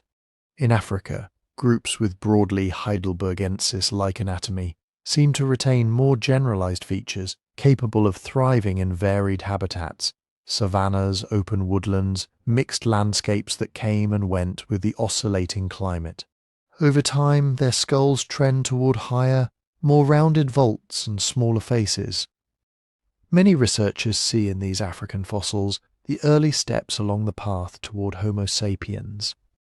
Farther north and west in Europe's increasingly harsh glacial world, other populations followed a different path. Isolated by ice, mountains, and shifting ecological barriers, they adapted to long winters, short summers, and heavy physical demands. Their faces broadened, their midfaces jutted forward, their brow ridges thickened. Their bodies remained powerful, compact, suited to conserving heat. These are the features that, given enough time, would crystallize into Neanderthals. To the east in Asia, the picture is dimmer, with fewer fossils and more debate. But genetic evidence, gathered much later from ancient DNA, suggests that some of these Middle Pleistocene populations there were already on their way toward the mysterious Denisovans. So instead of Homo heidelbergensis as a single, well-behaved species, you can imagine a broad, interconnected cloud of Middle Pleistocene humans. They shared a common ancestry and similar technologies. They likely exchanged genes and ideas where their ranges met. But as climates shifted and distances stretched, different parts of that cloud drifted in different evolutionary directions. From this hazy branching network, three great lineages would eventually emerge, clearly: the European Neanderthals, the Asian Denisovans, and the African ancestors of Homo sapiens. The Middle Pleistocene, with its confusing fossils and debated names, is the real fork in our road. On one branch, humans built for ice. On another, humans built for heights and distant islands. And on a third, in Africa, humans who would one day tell the stories. To follow one of those branches, the stocky hunters of the Ice Age, you have to step into Europe as the cold tightens its grip. Step into that world for a moment. Glaciers press down from the north.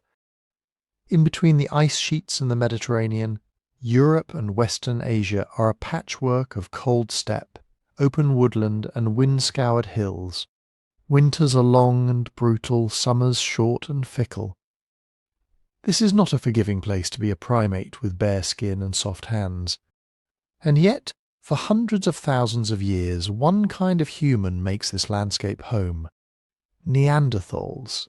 If you met one in daylight, up close, the first thing you'd notice wouldn't be stupidity or savagery. It would be how physically present they were. Neanderthals were shorter on average than most modern humans, but much more powerfully built. Thick bones, wide shoulders, barrel-shaped chests. Heavy muscle attachments where tendons once anchored massive biceps and thighs. Their limbs were relatively short compared to their trunks, a classic adaptation to cold climates, reducing surface area so less heat is lost. Their hands were broad and strong, with curved finger bones that hint at a lifetime of gripping spears, hauling carcasses, working wood and stone. Their faces, too, were tuned to the ice. They had large nasal openings, the big Neanderthal nose you often hear about. Rather than being a joke, those expanded nasal passages likely helped warm and humidify frigid, dry air before it reached their lungs. Their mid-face projected slightly forward, creating space for sinuses that may have also played a role in conditioning the air. Heavy brow ridges and a receding chin gave them a profile different from ours, but their brain cases were big and rounded. In fact, their brains, on average, were as large as, or slightly larger than ours. Whatever else they were not dumb. The archaeological record backs this up. Neanderthals inherited and refined the prepared core technologies that earlier humans had pioneered. In many sites, they're associated with what archaeologists call the Mousterian toolkit, a repertoire of carefully shaped flakes and points struck from prepared cores, customized into scrapers, denticulates, knives and spear tips. They were not just banging rocks together, they were planning sequences of blows, anticipating shapes, conserving raw material. For hunting, they seem to have favoured close-range encounters. Many Neanderthal spears were likely thrusting weapons, not just thrown from afar.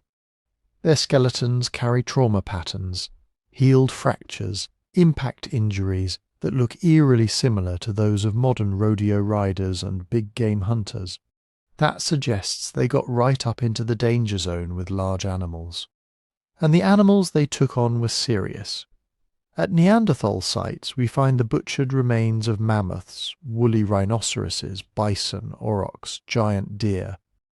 In some cases the age profiles of the prey, many prime adults, not just the very young or very old, hint at deliberate selection, coordinated drives and knowledge of herd behaviour. They knew where animals moved when they carved, where they crossed rivers. They used the landscape as part of the trap. They also knew how to live with injury and age. Many Neanderthal skeletons show signs of serious trauma, broken limbs, damaged spines, degenerative joint disease. And yet, these individuals lived for years after those injuries, long enough for bones to knit, for arthritic changes to build up. A famous Neanderthal from Shanidar Cave in Iraq had a withered arm, damaged eye, and likely partial deafness. He or she survived for decades. That doesn't happen alone. To get through winters, to heal from broken bones, to eat when you can't hunt, you need others to bring food, share shelter, watch your back. This is our best evidence that Neanderthals practiced social care, feeding the injured, protecting the vulnerable, valuing individuals for more than their immediate hunting ability. Their minds seem to have reached into more symbolic realms as well, though here the evidence is softer and debates sharper. At several sites, Neanderthal remains appear in positions and contexts that suggest intentional burial. Bodies placed in pits, sometimes in flexed positions, sometimes with animal bones or stone tools nearby. In Shanidar, pollen grains once led to romantic images of flower burials, though later work suggests the pollen may have been introduced by burrowing rodents. Still, the repeated pattern of bodies deliberately deposited, not just left where they fell, points to some concept of treating the dead differently from ordinary refuse. Pigments show up too, in multiple European caves. Lumps of ochre and manganese dioxide appear in Neanderthal layers, sometimes ground or scraped as if prepared for use. These substances could have been used as colouring agents for skin, hides or objects, or as functional materials like fire accelerants. We can't be certain which uses dominated, but the presence of processed pigments hints at an interest in materials beyond sheer utility. There are also tantalizing finds of possible ornaments. At a few sites, eagle talons and shells show cut marks and wear patterns that some researchers interpret as evidence of stringing or suspension, like necklaces or pendants. Not everyone agrees. Critics argue that some marks could come from butchery or natural damage. But even cautious interpretations leave room for Neanderthals occasionally modifying objects in ways that look decorative or symbolic.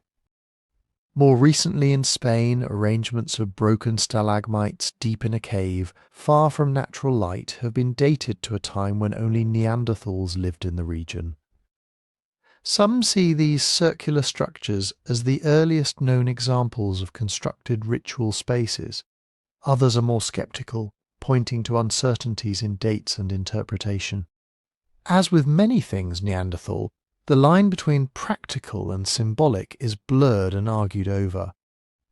So why, despite this complexity, do stereotypes of Neanderthals as brutish cave dwellers persist? Partly, it's history. The first Neanderthal fossils were discovered in the mid-1800s, a time when evolution itself was controversial. Early reconstructions emphasized stooped postures and ape-like features, reinforcing the idea of Neanderthals as half-bestial, missing links. Popular culture picked up the image and never quite let it go. Partly, it's also psychological comfort. It's easier to imagine that we are fundamentally different, that earlier humans were simply inferior and doomed.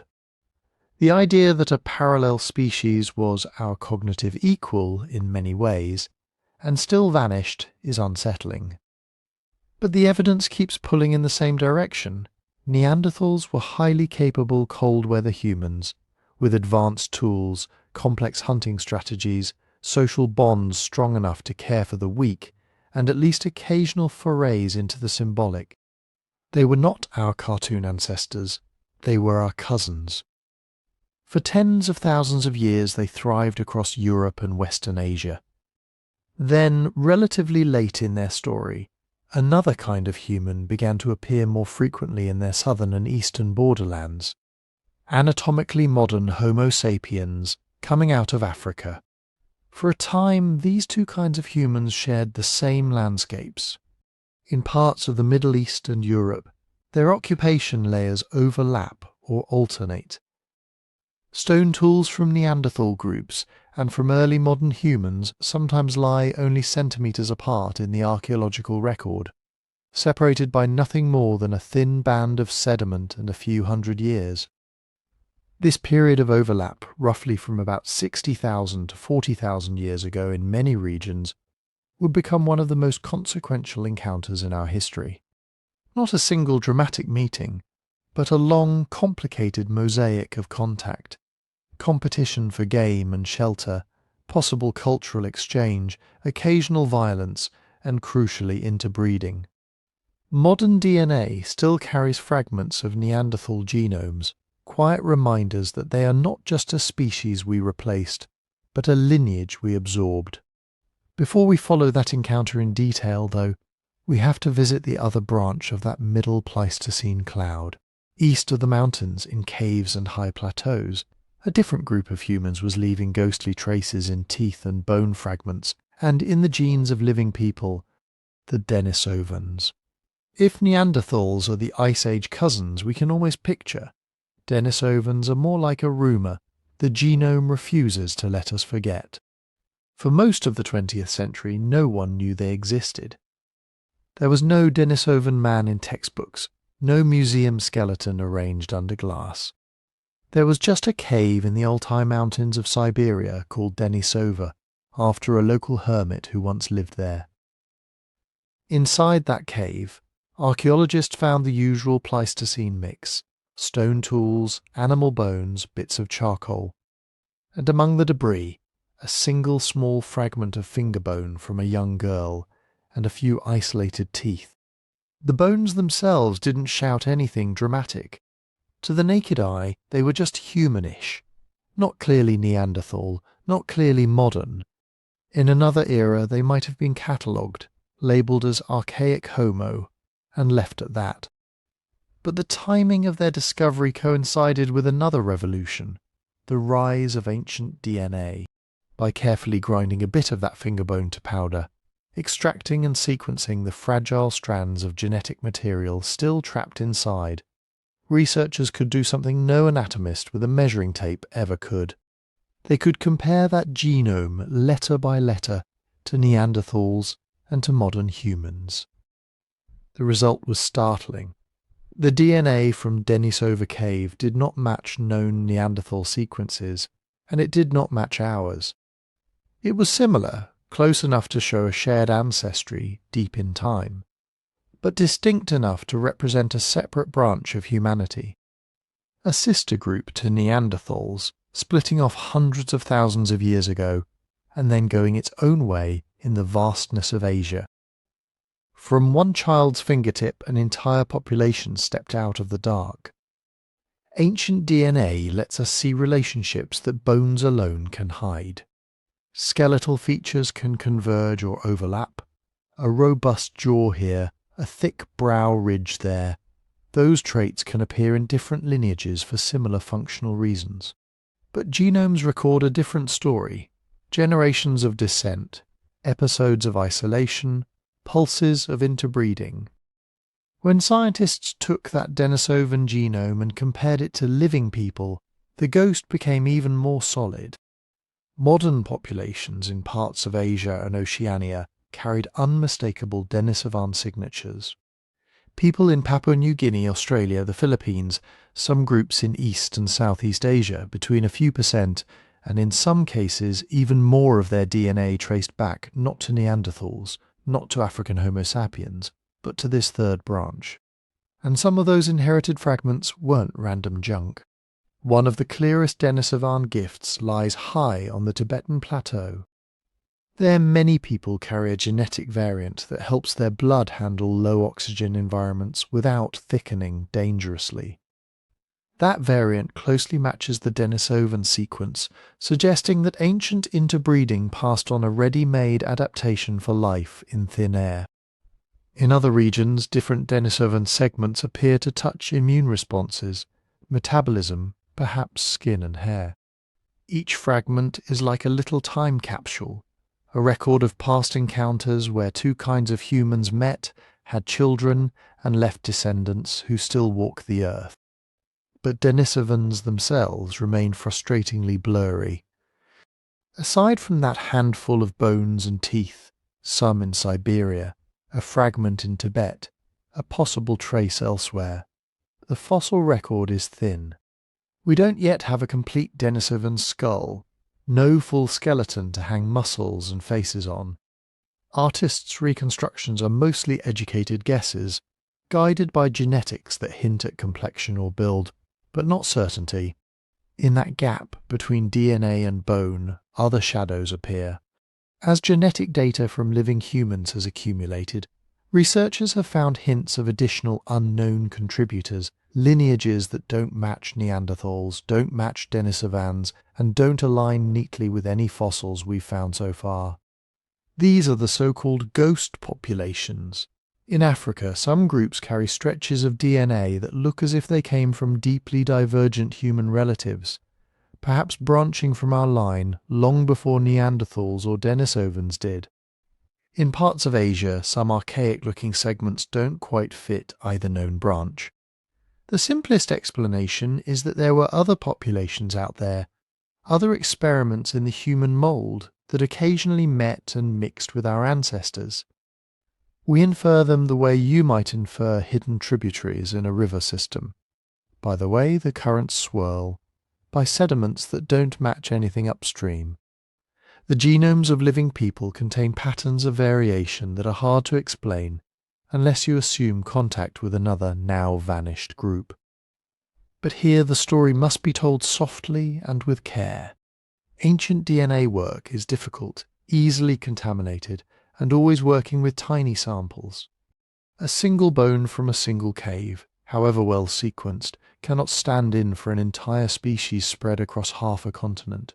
Signals of ghost admixture can be subtle, and different statistical methods sometimes yield different estimates, or even slightly different stories, about who mixed with whom and when. Interpretations shift as more data arrives. A variant that looks Denisovan in one study may later be traced to an even older source. A claimed ghost lineage might turn out to be a more complex pattern of structure within known populations, rather than a truly separate branch. What does seem clear, though, even under cautious reading, is the general picture. For much of the last few 100,000 years, the world was not home to a single kind of human moving outward in lonely triumph. It was a patchwork of related populations, some of which we have named Neanderthals, Denisovans, Homo sapiens, and some of which we only glimpse in the way their DNA echoes in ours. They met at coastlines and mountain passes, in river valleys and caves. Sometimes they competed, sometimes they shared knowledge or mates. Often they left no direct trace we can see, except for a handful of letters in the genomes of their distant descendants. When you look at your own ancestry, no matter where your family comes from, you are seeing the end result of this long braided history. African bottleneck survivors, Neanderthal hunters, Denisovan highlanders, ghost populations whose faces we may never fully reconstruct. You are, quite literally, a mosaic of vanished worlds.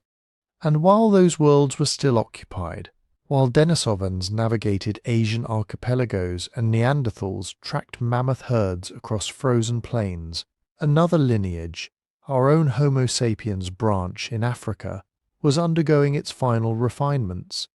Soon, some of them would walk out of their home continent, carrying not just their own genes, but the capacity to meet, mingle with, and eventually absorb these other humans.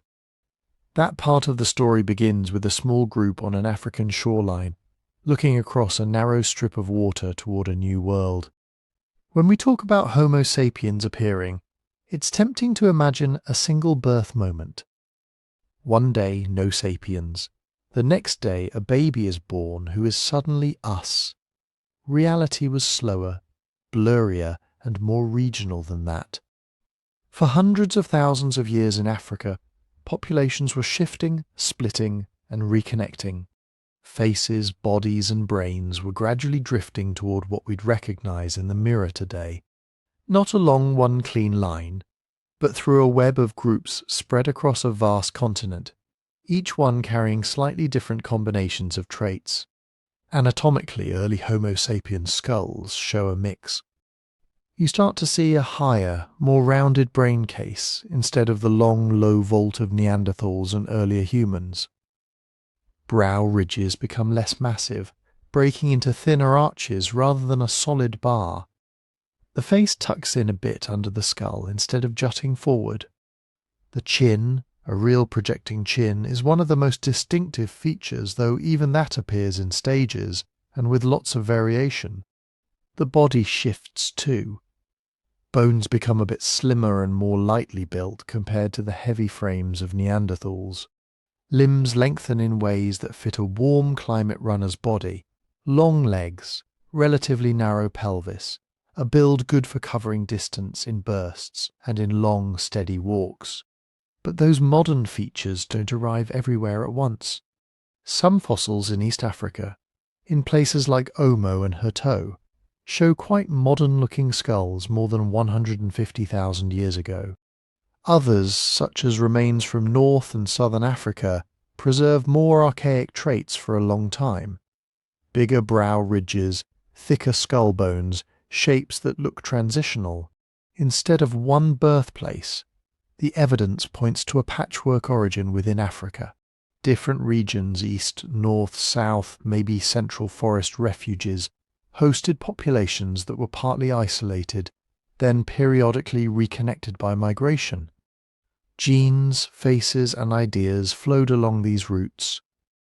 Over time, this network produced what we recognize as Homo sapiens, not as an overnight invention, but as a slowly crystallizing pattern.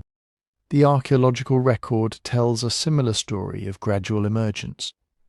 Long before cave paintings in Europe, African sites begin to show hints of symbolic behavior.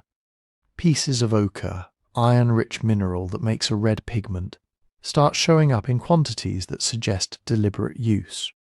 Some chunks are ground smooth on one side, as if rubbed to make powder.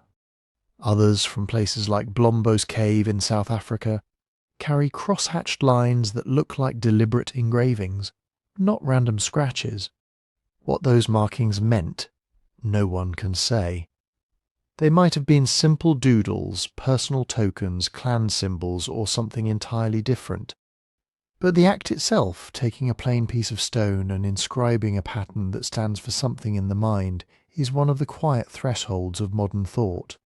Alongside ochre, small shells appear that have been pierced, worn smooth around the holes as if threaded on string. Beads. Again, their purpose is debated. Status markers, group identifiers, protective charms, or just decoration. But they imply a concern with how one appears to others, a shared understanding that certain objects mean membership, relationship, identity. These behaviors don't flick on like a light switch. Some sites show engraved ochre and beads around 100,000 years ago, and even earlier. Others, for tens of thousands of years afterward, show more utilitarian toolkits and little obvious symbolism. It looks less like a sudden revolution and more like waves. Innovations appear in some regions, fade, reappear, or transform elsewhere. Underlying all of this is something harder to see directly, but just as important, expanding social networks. As tools become more specialized and standardized, you can almost feel the teaching behind them. The subtle, repeated actions needed to shape a precise point. The shared templates that make tools from distant sites look strikingly alike. These suggest people watching one another closely, correcting mistakes, passing on techniques not just parent to child, but across wider circles. In a world that still swung between wet and dry, feast and famine, bigger networks meant better odds. If your home valley failed, a sisters group 2 weeks' walk away might have water or seeds or news of migrating herds. Gifts, mates, and stories could move along these routes, knitting scattered bands into something larger than any one campsite. Homo sapiens was not an inevitable endpoint, not the destined winner of some grand contest. We were one branch among many shaped by chance climates, local resources, and countless small successes and failures. Our anatomy, our habit of marking things with colour and pattern, our reliance on shared knowledge, these arose because, in the particular conditions of African landscapes and African histories, they worked. They kept enough of our ancestors alive, long enough for their children to stand on a shoreline and wonder what lay beyond the horizon. Those shorelines for a long time were edges. Beyond them lay water that rose and fell with the tides, distant coasts you couldn't see, and dangers you couldn't predict.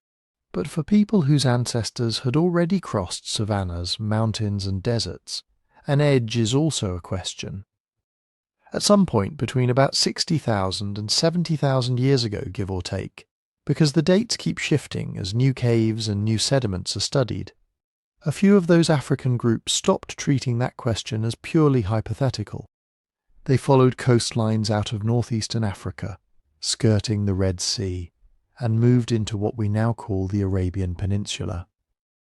That first step out of Africa was probably not a single heroic exodus, but multiple small movements over thousands of years, families following shellfish along a shoreline, hunters tracking herds that crossed narrow straits in dry periods, people nudged by drought, pulled by curiosity, and guided by memories of older paths. From there, our species seems to have spread in waves, not one big flood. One route likely hugged the coasts of the Indian Ocean, a kind of marine highway long before ships. Mangroves, estuaries, and tidal flats would have offered a steady buffet: fish, crabs, mollusks, seabirds, edible plants. This southern path may have carried sapiens through southern Arabia into India, then onward to Southeast Asia, at a pace measured in generations, not years. Another route bent inland through the Levant, the eastern Mediterranean corridor, where grasslands and open woodlands offered game and water. This path threaded sapiens into regions that Neanderthals already called home. Yet another pathway seems to have wound across Central Asia, touching steppe and forest, river valley and mountain pass. The story isn't a neat line on a map. It's a tangle of arrows that overlap, stop, restart, and sometimes loop back. Sites that looked empty on our maps a decade ago now turn up a tooth, a flake of stone, a fragment of hearth, and suddenly the timeline shifts again. As new evidence appears, the picture gets richer but also more complicated. Wherever sapiens went, they rarely found an empty world. In the Middle East and Europe, they met Neanderthals. In parts of Asia, they ran into Denisovans, and perhaps other, still unnamed cousins. Encounter can sound polite, but it probably covered the full spectrum: wary watching from a distance, trading useful materials, learning tricks of survival, sharing mates, and at times violent conflict. The genetic record preserves one crucial part of that story: mixing. When modern humans left Africa, they didn't remain genetically pure in some mythic sense. They picked up Neanderthal DNA, which today shows up in people whose ancestry traces outside Africa. In parts of Asia and Oceania, people carry Denisovan DNA too. These bits of borrowed genome aren't just historical souvenirs. Some of them are tied to immune function, to skin and hair traits, to altitude adaptation. Mixing in this context means that our species is partly a mosaic. Some useful solutions to local problems: resistance to pathogens, tolerance of cold, the ability to thrive at altitude, may have come not just from our own deep African history, but from genes acquired when different human groups met and had children together. As sapiens moved east along those coastal routes, they eventually reached a very different kind of edge, the line separating mainland Southeast Asia from the ancient continent of Sahul, the combined landmass of Australia and New Guinea when sea levels were lower. Even at the lowest glacial stands, you couldn't simply walk there. There were always stretches of open water, tens of kilometres wide. Not a trivial crossing for people without metal or written maps. Yet by around 50,000 to 65,000 years ago, again, the numbers keep getting revised. Humans were in northern Australia. That means, whatever the exact date, our ancestors had already solved the problem of getting groups safely across stretches of sea they could not see across in a single glance. They had to build something that floated and could carry families, tools, perhaps fire, and food. They had to plan for winds and currents, or at least learn through painful trial and error. They had to trust that there was somewhere to land on the other side. Once in Sahul, they adapted with remarkable speed to a place filled with unfamiliar animals, seasonal extremes, and landscapes ranging from tropical rainforest to arid interior. In New Guinea's highlands, people eventually learned to tend plants on steep slopes, drenched in mist. In Australia's interior, they mastered the art of surviving in deserts, reading subtle plant cues and managing fire on vast scales. Deserts, forests, tundra, high mountains. Over time, sapiens made homes in all of them. In northern Eurasia, people moved into tundra and steppe, tracking herds of mammoth, bison and reindeer under pale Ice Age skies. Clothing thickened into layered furs and hides. Shelters incorporated bones, tusks and snow. Techniques for preserving meat and fat became matters of life and death during dark winters. In tropical forests, where visibility is low and sound travels strangely, survival required different skills. Intimate knowledge of plants, the ability to move quietly, to read marks on bark and subtle shifts in birdsong, hunting with projectiles and traps, gathering fruits and tubers, and avoiding poisons became daily puzzles. High-altitude regions posed their own challenges. Cold nights, fierce ultraviolet radiation, and thin air that strains lungs and hearts. Here, genetic studies suggest that mixing with local Denisovan populations may have handed some sapiens a shortcut, variants that helped their blood carry oxygen more efficiently. Culture filled in the rest, heavy clothing, specialized shelters, fire use tuned to windy ridgelines. Across all these environments, a few themes repeat: flexibility, memory, shared knowledge. Instead of one specialized body perfectly tuned for one habitat, sapiens leaned heavily on culture, tools, stories, techniques to extend a moderately adaptable body into wildly different worlds. And as archaeologists and geneticists continue to dig, drill and analyze, the map of this great expansion keeps changing. A cave here, a submerged shoreline there, an unexpected DNA signal from an isolated population. All can shift dates by thousands of years, or redraw routes we thought we understood. What doesn't change is the broad pattern. A species forged in African mosaics of forest and savanna, carrying that legacy of cooperation and curiosity, fanning out across the planet. Not in a single march of destiny, but in many small steps, detours and experiments. Those experiments would soon give rise to something new again, not just survival in harsh landscapes, but the urge to decorate them, to carve, paint, and sing our presence into stone and bone and air. The first clear echoes of that urge arrive in the deep dark of caves, somewhere between about 40,000 and 20,000 years ago in Europe, Indonesia, and probably many other places whose evidence has since eroded away. People began walking into caverns with pigments, with tools, and with ideas. On limestone walls at sites like Chauvet and Lascaux in France, and in caves on the island of Sulawesi in Indonesia, they left images that still startle modern eyes. Herds of horses, bison, deer, rhinos, mammoths and lions. Hand stencils made by pressing a palm against the wall and blowing pigment around it, leaving a negative ghost of fingers and palm. The details matter. These aren't random doodles. Animal bodies show understanding of movement and anatomy. Some figures are layered deliberately, suggesting that older images were respected, reused, or reinterpreted. Certain species cluster in certain chambers. It looks less like casual graffiti, and more like people returning to particular spaces with consistent themes over generations. We can't be sure why. Maybe these animals were central to their hunting, and they painted them as a form of sympathetic magic, imagining control over the herds.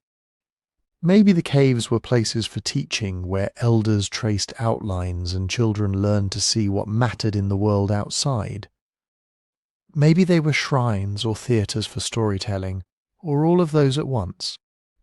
The only thing we can say with confidence is that these paintings required time, resources and planning. Pigments had to be collected and processed. Torches or stone lamps had to be made and carried. People had to agree that it was worth entering dangerous narrow spaces to leave marks in the dark, where almost nobody would ever casually see them. That means the images had value beyond the immediate. They were symbols, shared mental objects that could be returned to, pointed at, argued over. In that sense, they are windows, tiny, flickering ones, into Ice Age minds. Art didn't stay fixed to the rock. Across Ice Age Europe and parts of Western Asia, people also made portable pieces. Small carvings of animals and humans out of mammoth ivory, bone, antler, stone, and even fired clay. Some are roughly shaped, others astonishingly detailed. A few of the most famous are the so-called Venus figurines, palm-sized carvings with exaggerated breasts, hips and bellies, found from France to Siberia. They span tens of thousands of years and many different cultures, so it's risky to give them a single meaning. They might have been fertility symbols, teaching tools, personal charms, or something we don't have a word for. What they show clearly is a capacity for abstraction. Human bodies are simplified, distorted, turned into icons.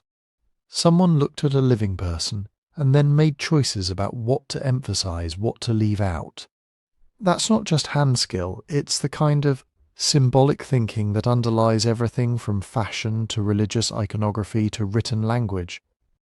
Alongside these figures we find engraved plaques, beads, and pendants. Lines, zigzags, cross-hatching, regular sequences of notches on bones or pieces of ochre. Some researchers see in these markings the beginnings of tally systems, records of days, seasons, or important events. Others are more cautious, noting that pattern alone doesn't prove intent. In either case, it's clear that people were starting to externalize memory. Instead of keeping every bit of information in their heads or voices, they began to place it in objects, in the arrangement of dots, in the shapes they wore around their necks, in the motifs repeated on tools and clothing. These objects moved with them, carrying identity and story from camp to camp. Sound joined sight.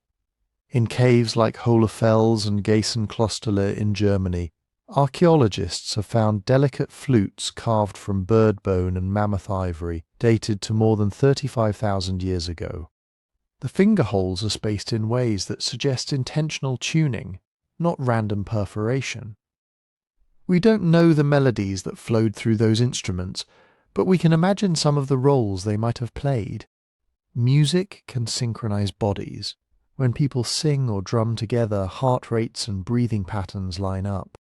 Movements become easier to coordinate. In a world where hunting required tight cooperation and nighttime anxiety could easily spiral, group music would have been a powerful tool for bonding, calming, and celebration. Even without instruments, human voices were available everywhere. Chants, call and response songs, lullabies, work songs to pace tasks like grinding grain or scraping hides. None of that fossilizes, but in every human culture studied today, some form of music and rhythmic vocalization appears. It seems likely that Ice Age people were no exception. With art, ornaments, and music in place, one more ingredient becomes almost unavoidable: narrative. Stories leave even fewer direct traces than songs. They sit underneath much of what we see. To explain why a particular animal appears over and over on a cave wall, you need more than a name. You need a tale, how it came to be, what powers it has, what taboos surround it. To justify rituals around burial, initiation, or hunting, you need shared explanations, passed down and elaborated across generations. Stories serve several crucial functions in groups that are getting larger and more interconnected. They compress information about the environment into memorable packages. A myth about a trickster who drowns when he steps on thin spring ice is also a lesson about seasonal danger. A tale about ancestors who broke a rule and suffered famine may encode hard-won experience about overhunting or careless burning. They also answer social questions. Who are we? Who can marry whom? Why do we trade with that group over the mountains but not the others beyond the river? In a world without written laws, narrative and shared symbols do the work of constitutions and charters. Ritual sits at the intersection of all these strands: art, music, story, and social rules. By the late Ice Age, we see clearer evidence of formal rituals in the archaeological record. Burials with grave goods, tools, beads, ochre, sometimes the remains of animals placed in particular ways. Bodies arranged carefully instead of simply discarded. In some cases, multiple individuals interred together in patterns that suggest complex social ties. It's tempting to leap from arrangement to belief system, to say they must have believed in an afterlife, or they clearly worshipped X or Y. But the evidence doesn't speak that precisely. What it does show is that death had become a moment that required coordinated action and meaning-making.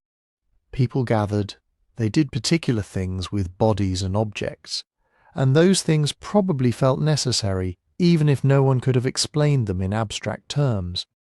Ritual in that sense is rehearsed story, a sequence of gestures and sounds that reaffirms who belongs, what matters, and how the world is supposed to work. Once culture, art, music, story, ritual reaches this level of complexity, it starts to behave like an evolutionary force in its own right. Ideas and practices can be copied, modified, and selected much faster than genes. If one group tells stories that encourage trust and fair sharing, and another doesn't, the first may survive lean winters more often. If one community invents a new adhesive or a better hunting strategy, and shares it widely through song and teaching, their children will have a survival edge. Learning becomes the main engine. Children watch hands paint, listen to songs that map rivers and ridges, memorize genealogies and taboos wrapped in narrative. A person's chances of thriving depend not just on their genetic inheritance, but on the quality and richness of the cultural world they grow up in. By the end of the Ice Age, humans weren't just shaped by their environments, they were wrapped in thick webs of meaning of their own making.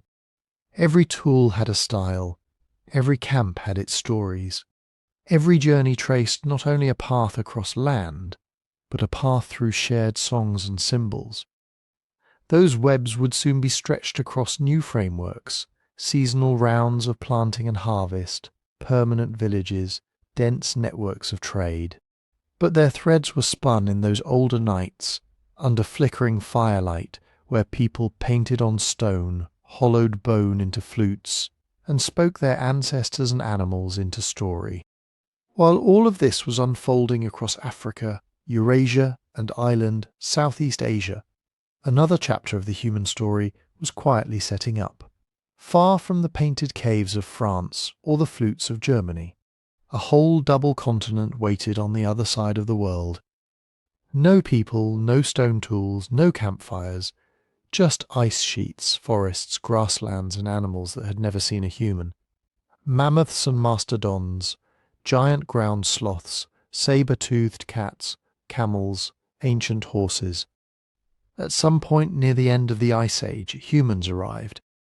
How and exactly when is still being argued over in conference halls and field camps. The debate isn't a sign of confusion, it's a sign that the evidence is thin, scattered and precious, and that each new piece has to be weighed carefully. For a long time, one simple picture dominated in this version. During a cold phase of the last Ice Age, sea levels dropped, exposing a broad landmass between Siberia and Alaska. Beringia, not just a narrow bridge, but a huge windswept plain, hundreds of kilometers wide, with grasses, shrubs and herds of animals. People living in Northeast Asia, already adapted to cold climates, followed game out onto this land. Some may have stayed there for thousands of years, in what amounts to a separate world, neither quite Asia nor quite America. Then, as the ice sheets thinned and retreated, a gap opened between the great walls of ice in what is now Western Canada. The ice-free corridor. According to this older model, hunters walked down that corridor into the heart of North America around 13,000 years ago. In many textbooks, these first arrivals were linked to a specific stone tool tradition called Clovis, distinctive fluted spear points found from the Great Plains to parts of Mexico. For a while it was common to hear that Clovis people were the first Americans. But as more sites have been found, that simple story has frayed. Radiocarbon dates from places like Monteverde in Chile, Bluefish Caves in Yukon, and several sites in the eastern and southern United States hint at human presence earlier than classic Clovis technology. Some researchers see clear evidence of people in the Americas more than 15,000 years ago, maybe even earlier. Others urge caution, pointing out how easily natural processes can mimic human action in the archaeological record. Instead of a single clean migration, many archaeologists now picture a more layered process. Beringia is still central. Genetic studies of indigenous peoples in the Americas and populations in Northeast Asia suggest a shared ancestry that fits with a Beringian staging area, where a small founding population may have stayed isolated for thousands of years before moving east and south. But the route they took may not have been only, or even primarily, through an interior ice-free corridor along the Pacific coast, from Japan and the Russian Far East, down past Alaska and British Columbia. There were likely pockets of land and rich marine environments, even at glacial peaks. Kelp forests, fish runs, seabirds, shellfish, a kelp highway of sorts. In this coastal model seafaring, shoreline-adapted groups moved along the edges of the continent, in boats or on foot, exploiting marine resources and slipping into ice-free refuges as they went. As the ice sheets retreated, those coastal pioneers could have pushed inland along river valleys, long before a complete corridor opened in the interior. Archaeology tries to test these ideas, but coastlines from that time are now mostly underwater, drowned by rising seas after the ice melted. Caves that might hold early camps are submerged. Beaches where canoes were pulled up have been erased by waves. So researchers have to work with what remains, a scatter of tools, butchered bones, charcoal, and DNA. Whatever the exact sequence, one thing is clear. Once people were in the Americas, they moved fast. Within a relatively short span, on the order of a few thousand years, human traces appear from Alaska to Patagonia. Different regions show different tool styles, hunting strategies, and ways of organizing life. Some groups seem to have focused heavily on big game, mammoths, mastodons, giant bison. Others relied more on fish, small mammals, plants, and shellfish. There's an ongoing debate about what role humans played in the wave of extinctions that hit large animals in the Americas near the end of the Ice Age. One view emphasizes overhunting, highly skilled cooperative hunters entering ecosystems where animals had no experience with upright, tool-using predators. Another highlights rapid climate change and habitat shifts as the ice sheets collapsed and weather patterns swung wildly. The current evidence suggests a complex mix: warming climates, stressing populations, with human hunting and landscape burning, adding pressure in ways that varied from region to region. In these new lands, cultural diversification sped up. Geography acts like a loom, weaving differences into the human fabric. Mountain ranges, vast plains, dense forests, deserts, and long river systems encouraged groups to specialize, to adapt technologies and stories to local conditions. Over time, distinct languages, art styles, and lifeways emerged in the Arctic, the Pacific Northwest, the Great Plains, the Amazon, the Andes, the woodlands, and coasts. The Americas were never a single cultural world. They were, from very early on, a mosaic of societies experimenting with their environments and with one another, trading ideas across long distances, and developing their own deep histories. By the time the last ice age ended, the global map of humanity had taken on a shape we would recognize. People lived in Africa, Europe, Asia, Australia, and the Americas. Oceans that had once been barriers were now crossed in canoes and boats. Deserts, mountains, and ice fields had all been threaded with paths.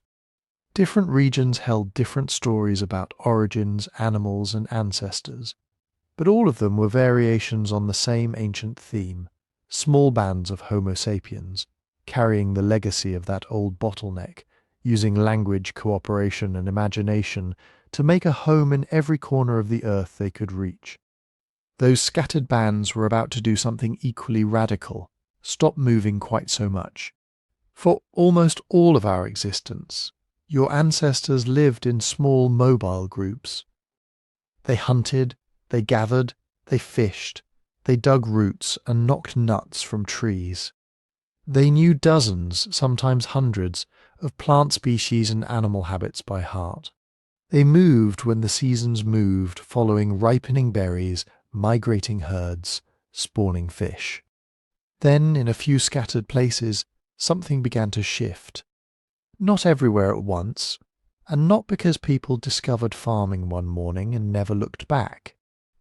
The transition from foraging to farming was more like a series of slow experiments, running in parallel in different corners of the world. Around 12,000 years ago, the global climate settled down compared to the wild swings of the Ice Age. The period we live in now, the Holocene, is relatively warm and stable. Winters and summers still vary, but the extremes softened. Glaciers retreated. Forests and grasslands spread. In the Near East, what's now the Fertile Crescent, wild stands of wheat and barley carpeted hillsides. In parts of China, wild rice and millet grew in river valleys. In New Guinea, taro and yams thrived. In the Americas, there were squash and beans, and wild grasses that would become maize. In West Africa, sorghum and pearl millet. In the Sahel and parts of India, various pulses and grains. In each of these regions, and a few more, humans found themselves surrounded by plants that had important things in common. Lots of calories in their seeds or roots, and the ability to respond to careful human attention. Why did people start paying that kind of attention? One possibility is simple pressure. As populations slowly grew in the richest foraging areas, the easy resources were already spoken for. You could move farther, compete more intensely, or try to squeeze more food out of the same land. Another possibility is opportunity. Periods of unusual abundance when groups could experiment with tending particular patches, weeding here, scattering seeds there, noticing which plants did best near camp. It probably wasn't a grand strategy.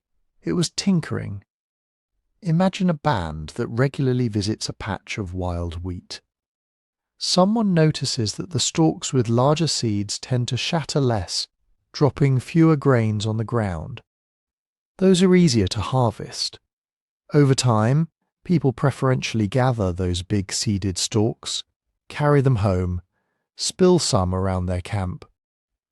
Next season, there are slightly more plants near camp with those same traits. Repeat this unconscious selection for centuries, and the plants around human camps begin to look different from their wild cousins. Fatter seeds, thicker stems, grains that don't fall off as easily, which is terrible for a plant in the wild, but wonderful for a human with a basket. That's domestication. The same slow process played out with animals.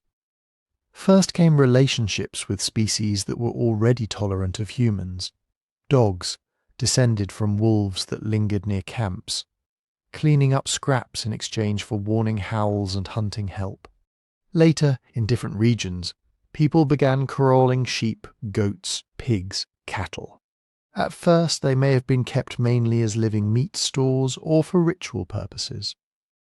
Over time, breeding choices favoured animals that were calmer, less likely to bolt or gore or bite. Horn shapes changed, body sizes shifted, coats and behaviours drifted away from the wild herds.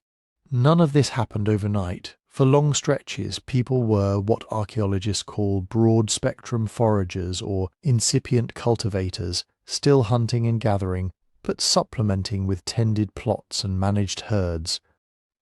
Fields and flocks were part of a flexible toolkit, not yet a full commitment.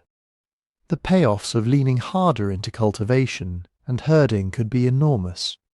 A successful harvest meant a surplus, food that could be dried, smoked, stored in pits or clay jars. Surplus could carry a group through lean winters or bad years. It could also feed more children. Populations in early farming regions began to grow, gradually at first, then faster. Villages that started as seasonal camps turned into more permanent clusters of houses. With permanence came new structures, literally and socially. People dug storage pits, built granaries, plastered floors. They invested labour in places they expected to stay. Families might claim particular fields, particular orchards, particular herds. Land, which for mobile foragers was mostly something you passed through and shared by custom, began to harden into something that could be owned, defended, inherited. Archaeological sites from early farming villages show this layering of change. Rectangular houses packed closer together, thick deposits of plant remains and animal bones. Grinding stones worn smooth by years of turning grain into flour. Cemeteries that suggest lineages staying put for generations. Farming brought more than abundance, though it also brought new vulnerabilities. Crowded villages with stored food were paradise not only for humans, but for rodents, insects and parasites. Waste accumulated, so did germs.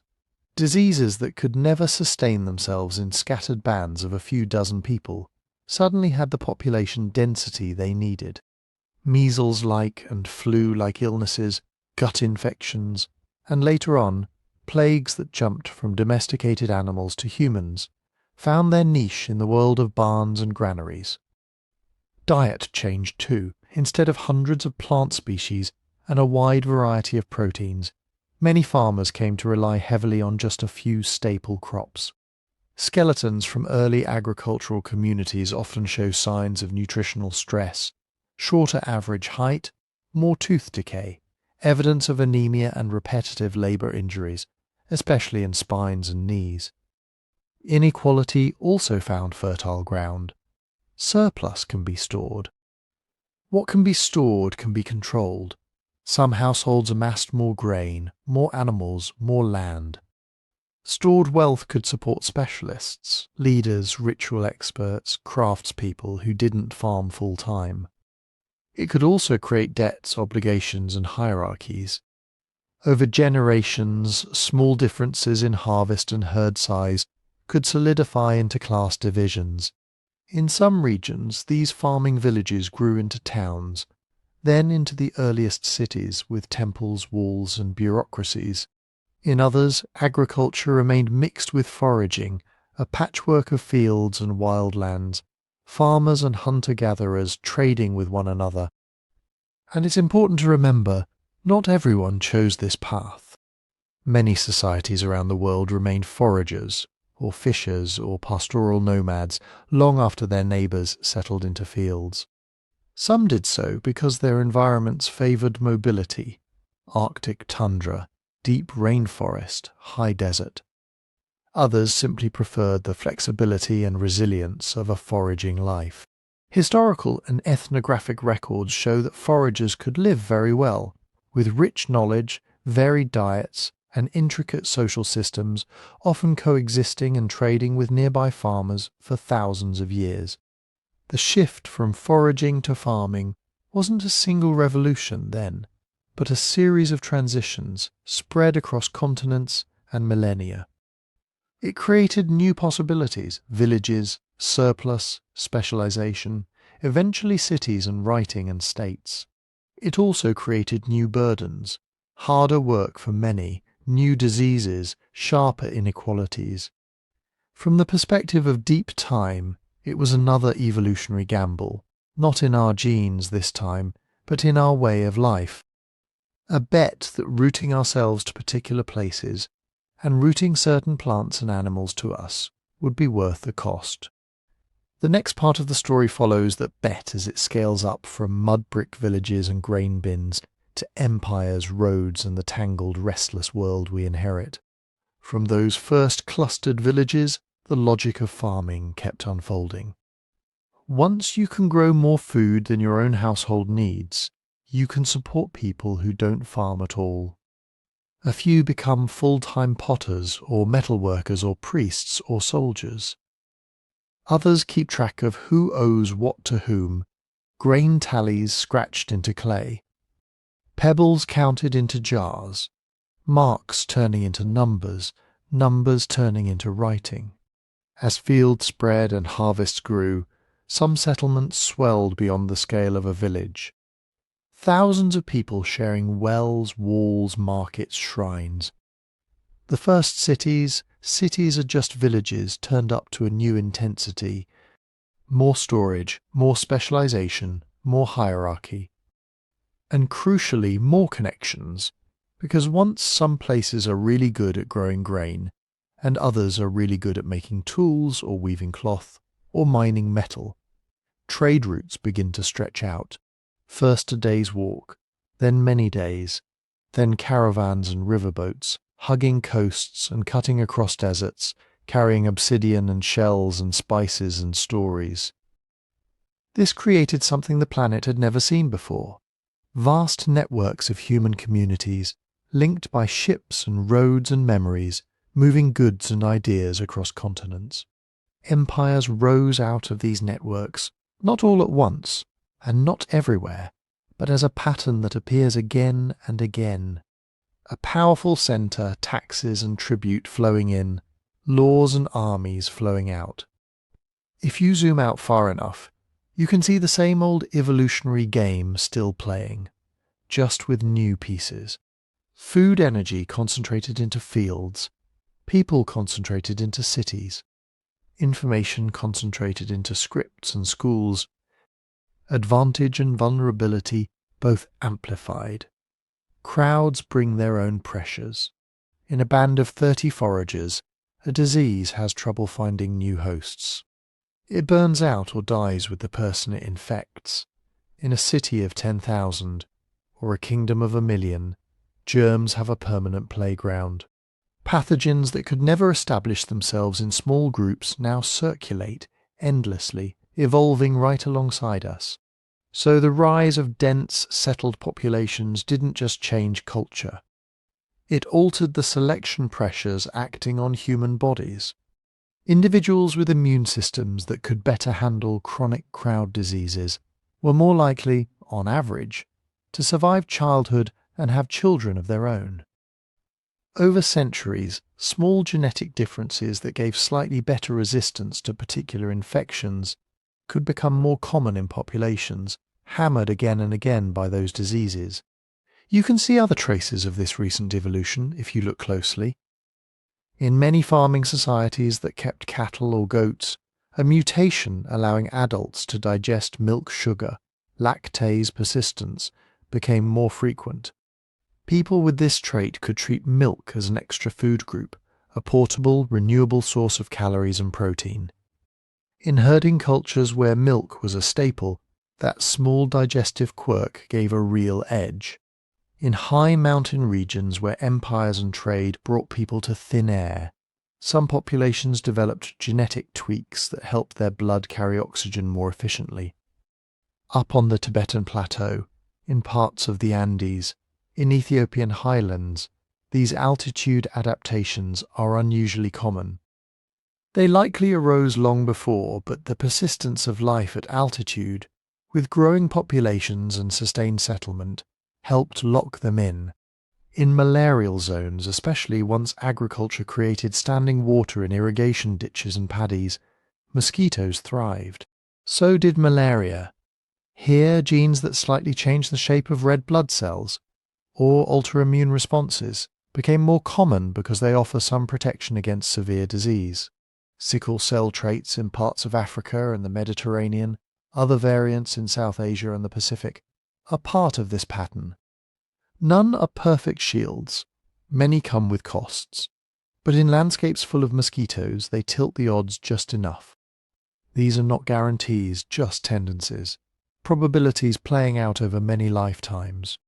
Evolution, even in recent millennia, is not a story of better humans appearing, but of populations nudged by local environments, fields and flocks, canals and cities, in slightly different genetic directions.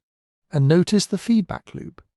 We invented agriculture, which changed our diet and our exposure to animals and disease. We built cities, which changed crowding and sanitation and trade. Those cultural choices reshaped the environments our genes had to operate in, often faster than genes could adapt. In response, certain genetic variants rose or fell in frequency. Then new cultural shifts, new crops, new medicines, new technologies changed the landscape yet again.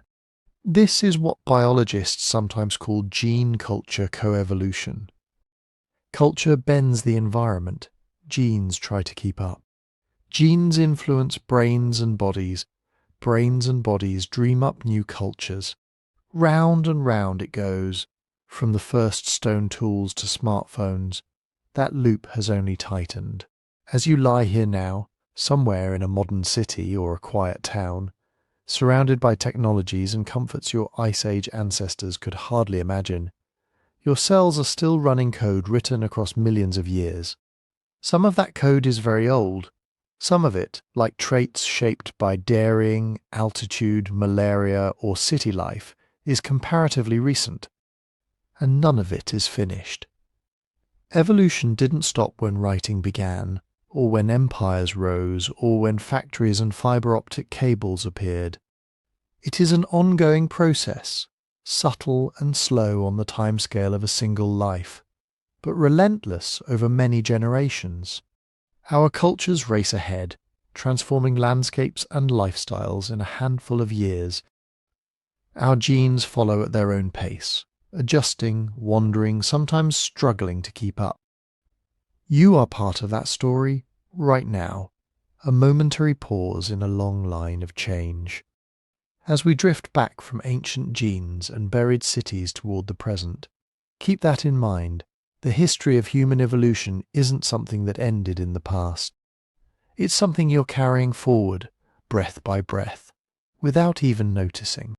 So here you are, a modern human, in a world strung with satellites and server farms, wireless signals and glowing screens, a mind full of words your ancestors never spoke, falling asleep to a story about bones and bottlenecks and ancient fire. If you could trace your life backward, thread by thread, you'd pass through all of it, through the farmers digging irrigation ditches and saving seed, through the foragers walking game trails and remembering which valley had berries last year, through the Ice Age artists pressing red ochre onto cave walls, through Neanderthals planning a hunt, through Denisovans crossing island channels under unfamiliar stars, through that tiny bottleneck of 1,280 survivors in a harsh and changing Africa. Farther back still, through Homo erectus walking out of Africa for the first time, following herds over unfamiliar horizons. Through earlier Homo species chipping crude stones by riverbanks. Through the Australopithecines, half ape, half human, experimenting with upright walking. Through Ardipithecus, picking carefully over tangled forest roots. Through the first apes and the first primates, and the first tiny mammals darting between dinosaur feet. Every branching lineage, every migration, every quiet experiment, with a new tool or a new way of living, is part of the path that leads to you lying here now, breathing in the dark. And yet, the map we follow tonight is not final. New fossils are still coming out of the ground, a jaw in a cave, a tooth in a riverbank, a scrap of skull in some forgotten hillside, can redraw entire chapters. A few fragments of DNA pulled from a bone in Siberia revealed an entire human branch we hadn't even named, the Denisovans. Ancient genomes now hint at other ghost populations we know only from their genetic echoes, not from any skeleton. Even within our own species, the details keep shifting. Dates are revised, roots are redrawn, ideas about who met whom, where and when, bend and flex as new evidence appears. That uncertainty isn't a flaw in the story, it's the story still being written. Human evolution isn't a finished book on a shelf, it's a set of drafts spread across labs and dig sites and computer screens. As the data improves, the plot twists, the broad outlines hold, branching lineages, long migrations, growing cultures, but the fine lines are always up for revision. What doesn't change is the deep continuity underneath. Everyone alive today, from every country, every language, every background, is a recent twig on the same old tree. We all pass through the bottleneck, through Africa, through earlier hominins, through mammals, through the first vertebrates in the sea. If you go back far enough, there is no them and us. There is only us. The borders we draw, the labels we cling to, the stories we tell about separate peoples, those are all very new. Underneath, at the level of bones and blood and DNA, we are outrageously, almost boringly similar. A single young species, scattered thinly across a small planet, carrying the same ancient toolkit of genes and the same capacity for imagination. As you drift towards sleep, you might let that thought settle in. Every person you've ever met, every stranger you'll never know, is a distant cousin. Different paths through recent history, same root system in deep time. The air you're breathing, the heartbeat you feel slowing, the thoughts flickering across your mind as you fade, all of them are expressions of that long, shared experiment. If this journey through time has kept you company tonight, you're welcome to gently support it. When you wake up, or if you're still awake now, you can tap like or subscribe, or leave a comment so the story finds its way to other sleepy humans who might need it. If you feel like sharing, tell me where in the world you're listening from and what time it is there as you drift off. A city or a village, a country or just a region. Late at night, early morning, middle of the day. It's a small way of watching that deep history turn into a quiet, modern map. Tiny glowing dots of consciousness scattered across the planet, all carrying the same ancient past into a shared, unknown future. For now, though, there's nothing you have to do. The story can fade. The details can blur. Your breathing can slow and deepen as the long arc of human evolution recedes into the background, like a coastline seen from far offshore. You are here. You are part of it. And as you fall asleep, the tale keeps going, carried forward in every cell, every dream, every new day that begins when you open your eyes again.